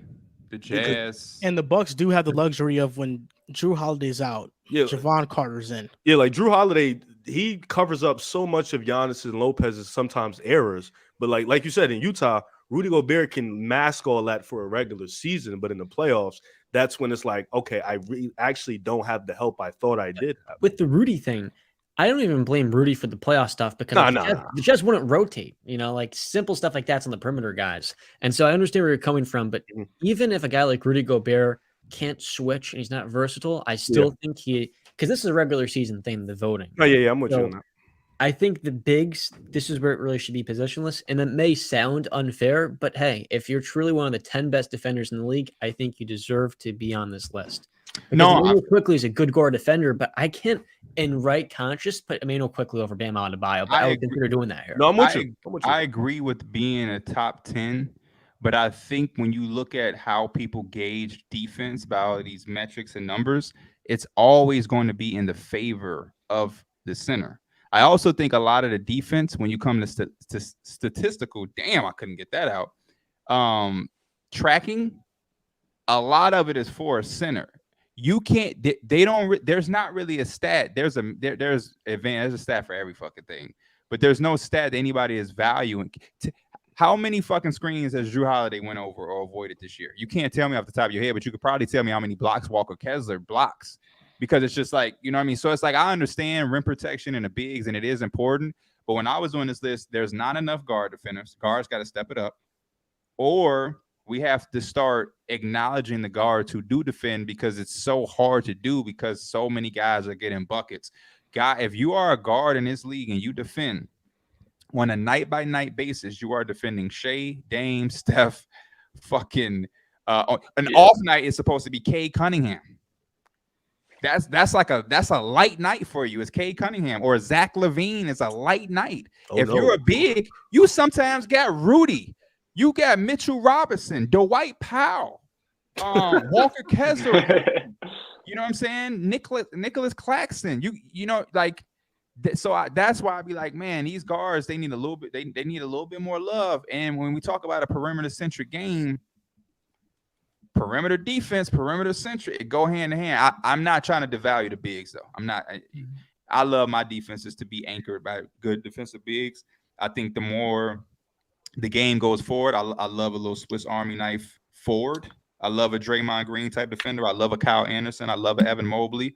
But you definitely got to have an anchor. But the guards need some love, man. Guards need some love. Kyle Anderson definitely needs some love in the defensive team appreciation. Because he's been phenomenal for the Wolves this year.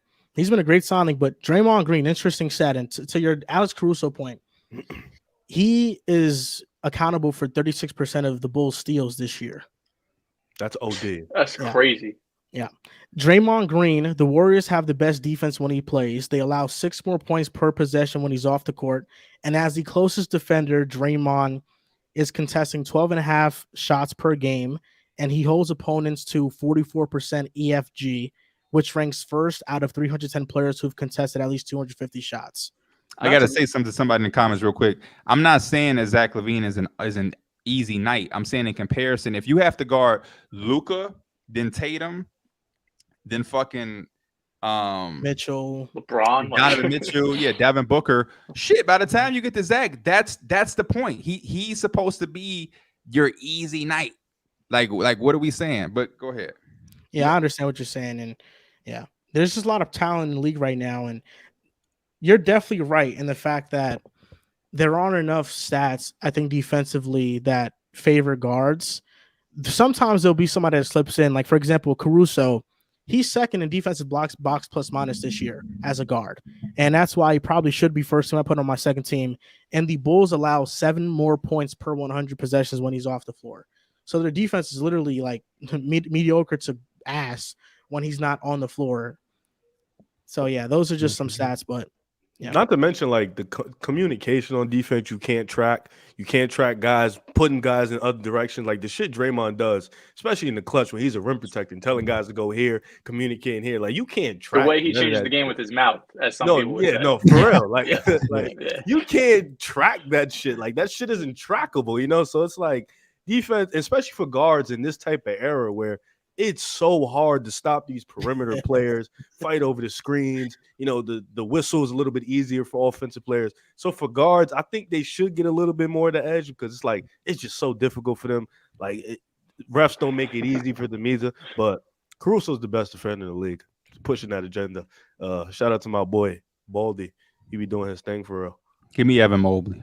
Evaluating him too. defense is a lot like evaluating offensive line. Such a year-to-year thing that reputation goes a long way, and that can really misevaluate. But also, year I'll say this to your point, John, about OG and the steals that he has. I'm not trying to knock OG. He's an elite defender. The same way some scores numbers might be inflated depending on the offensive system they're in. The defensive system the Raptors deploy is very aggressive. To Correct. where I think if another player is in that same defensive scheme, they probably have similar steal numbers. He was leading the Yeah, league. Gary in I Trent was steals just at one making the point, note though. of that. Gary Trent was a steal hawker for them. I'm not going. going to D up, but I'm going to get the steal. Yeah, they like, bro, they press OD. They press probably more than any team. He's just probably the best isolation wing defender in the game. Nah, Dylan Brooks is better. Yeah, but he's a little bit more foul prone. Oh, you just said yeah. thick. Yeah, that's in the conversation right there, John. Dylan's in it too. That's serious. He's no OJ and OB offense. Oh, Pierre. Yeah, I'm calling Pierre now. Okay, so last week, Joel took Dylan Brooks over OJ and OB in a Would You Rather. What do you think about that? It's probably some. What was the reason behind it? The heart and soul edge it factor. I knew it was going to be something with this new wave of Dylan Brooks being in your face more. I'm going OG, though. I'm going OG. Because I think if you take the antics away, you probably don't even really give a fuck that he exists. Are you taking 2018 PJ Tucker or OG right now? Why is there always a PJ? Wait, Tucker what It's happened? like your Celtics references. Okay. It really, But yeah, Celtics Mikey. is better than fucking PJ. That was crazy. Give me OG, man. I need a I motherfucker disagree, who can play 30 dude. I need a motherfucker who can play 38 minutes and not end up with 2 points. or zero. Two is a good night. The 76ers, when PJ scores 0 points, the record's actually very, very good. Yeah, it's. I mean, That's that speaks crazy. for itself. Listen, I think Tucker, there's certain players have a certain intangible to them. And while OG, listen, he's a good player. I don't know if he has that intangible to him. he's not no PJ Tucker. Is where you're Just trying because to he's tell. quiet. That's why he's quiet. PJ Tucker is just a different animal. It's because OG Hall of don't Famer. yell. He don't scream. I think PJ Tucker set the foundation for corner 3-and-D specialists. He set the foundation. I think he just changed the game in that aspect. I'll Okay. give you that. I'll give you that. I think when you think about corner threes and defending at a high level, like the poster child for me is PJ Tucker. Yeah. Well, I'll be That's a honest. fact. Nobody 20 years from now, nobody's gonna think about corner threes and who changed. Yeah, the game. I think you gotta. I think it's starting to expand. You have to kind of be 3-and-D. For a long time, we've been letting people get away with that. There's a lot of 3-and-D guys who ain't got a 3. Yeah, sitting in that corner shooting that weak ass three. Shooting 32%. On Talking to about a 3-and-D specialist.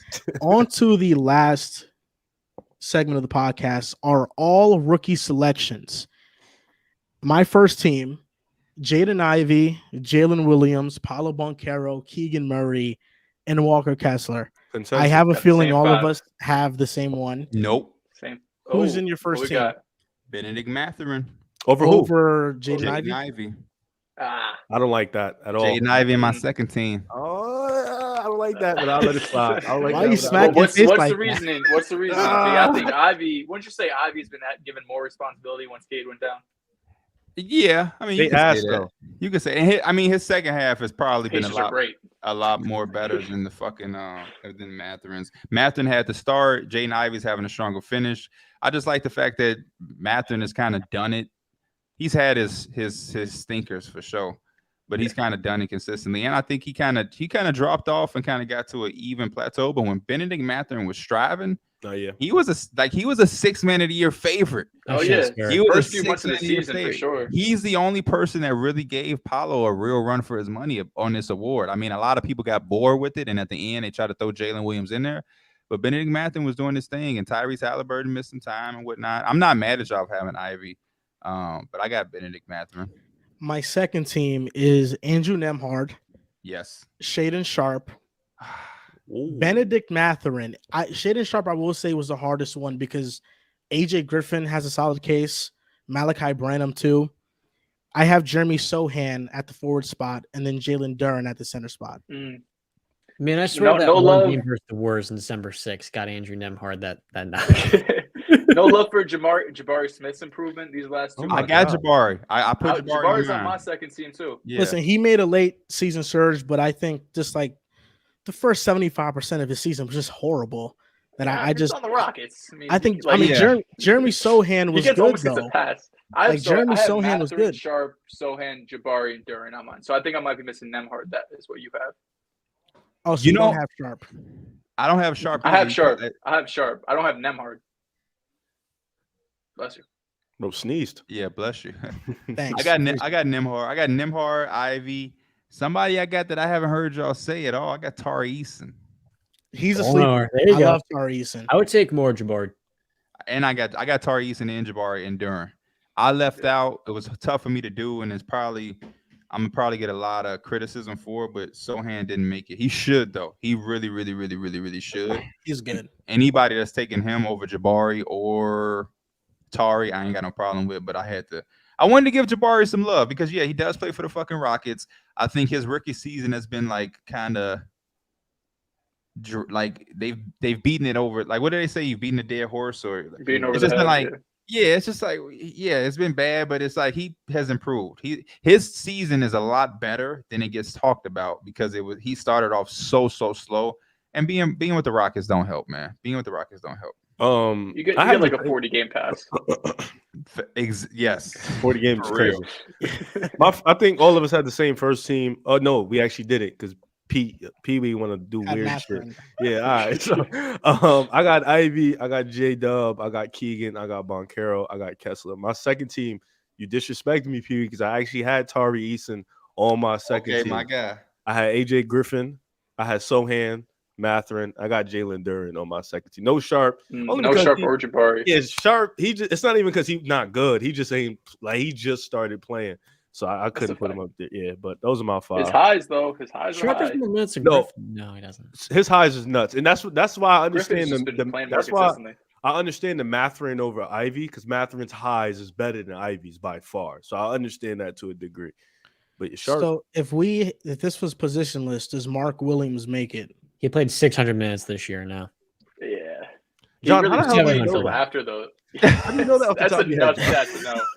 Jared Jackson played 1,700 minutes. That's why he's been doing all them shout outs because he realized he came in here and he did a little bit too much research. And he's like, fuck that. I'm going to make this work idea worth it. Now, I was doing some research because I was torn between for second team, the absolute thriller, AJ Griffin or Shaedon Sharpe. But Shaedon's played 1,700 minutes to Griffin's 1,300. I thought they had similar seasons. My second team was Benedict Mathurin, Tari Eason, Shaedon, Jeremy Sohan, and Jalen Duren.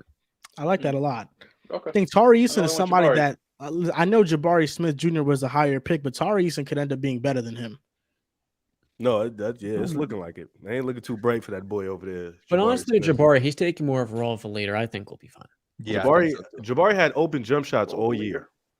He did. He's starting to hit them. How many 40-game pass? He's 19, man. How many 19-year-olds coming ready-made for the grip?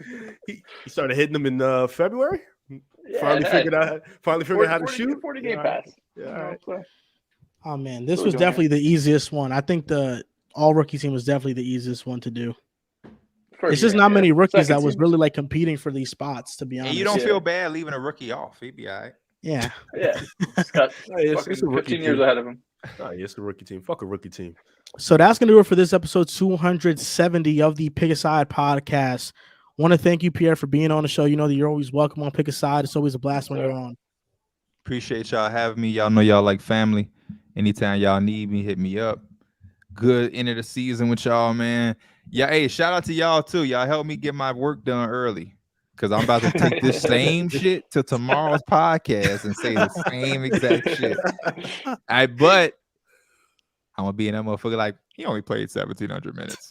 I got you. Don't worry about it. Like, how you know that? I'm gonna be like, shh, I did my research. John's gonna send you the Hey, notes. yo, just check B-ball reference. They'll give you the data. Shout out to my boy John, man.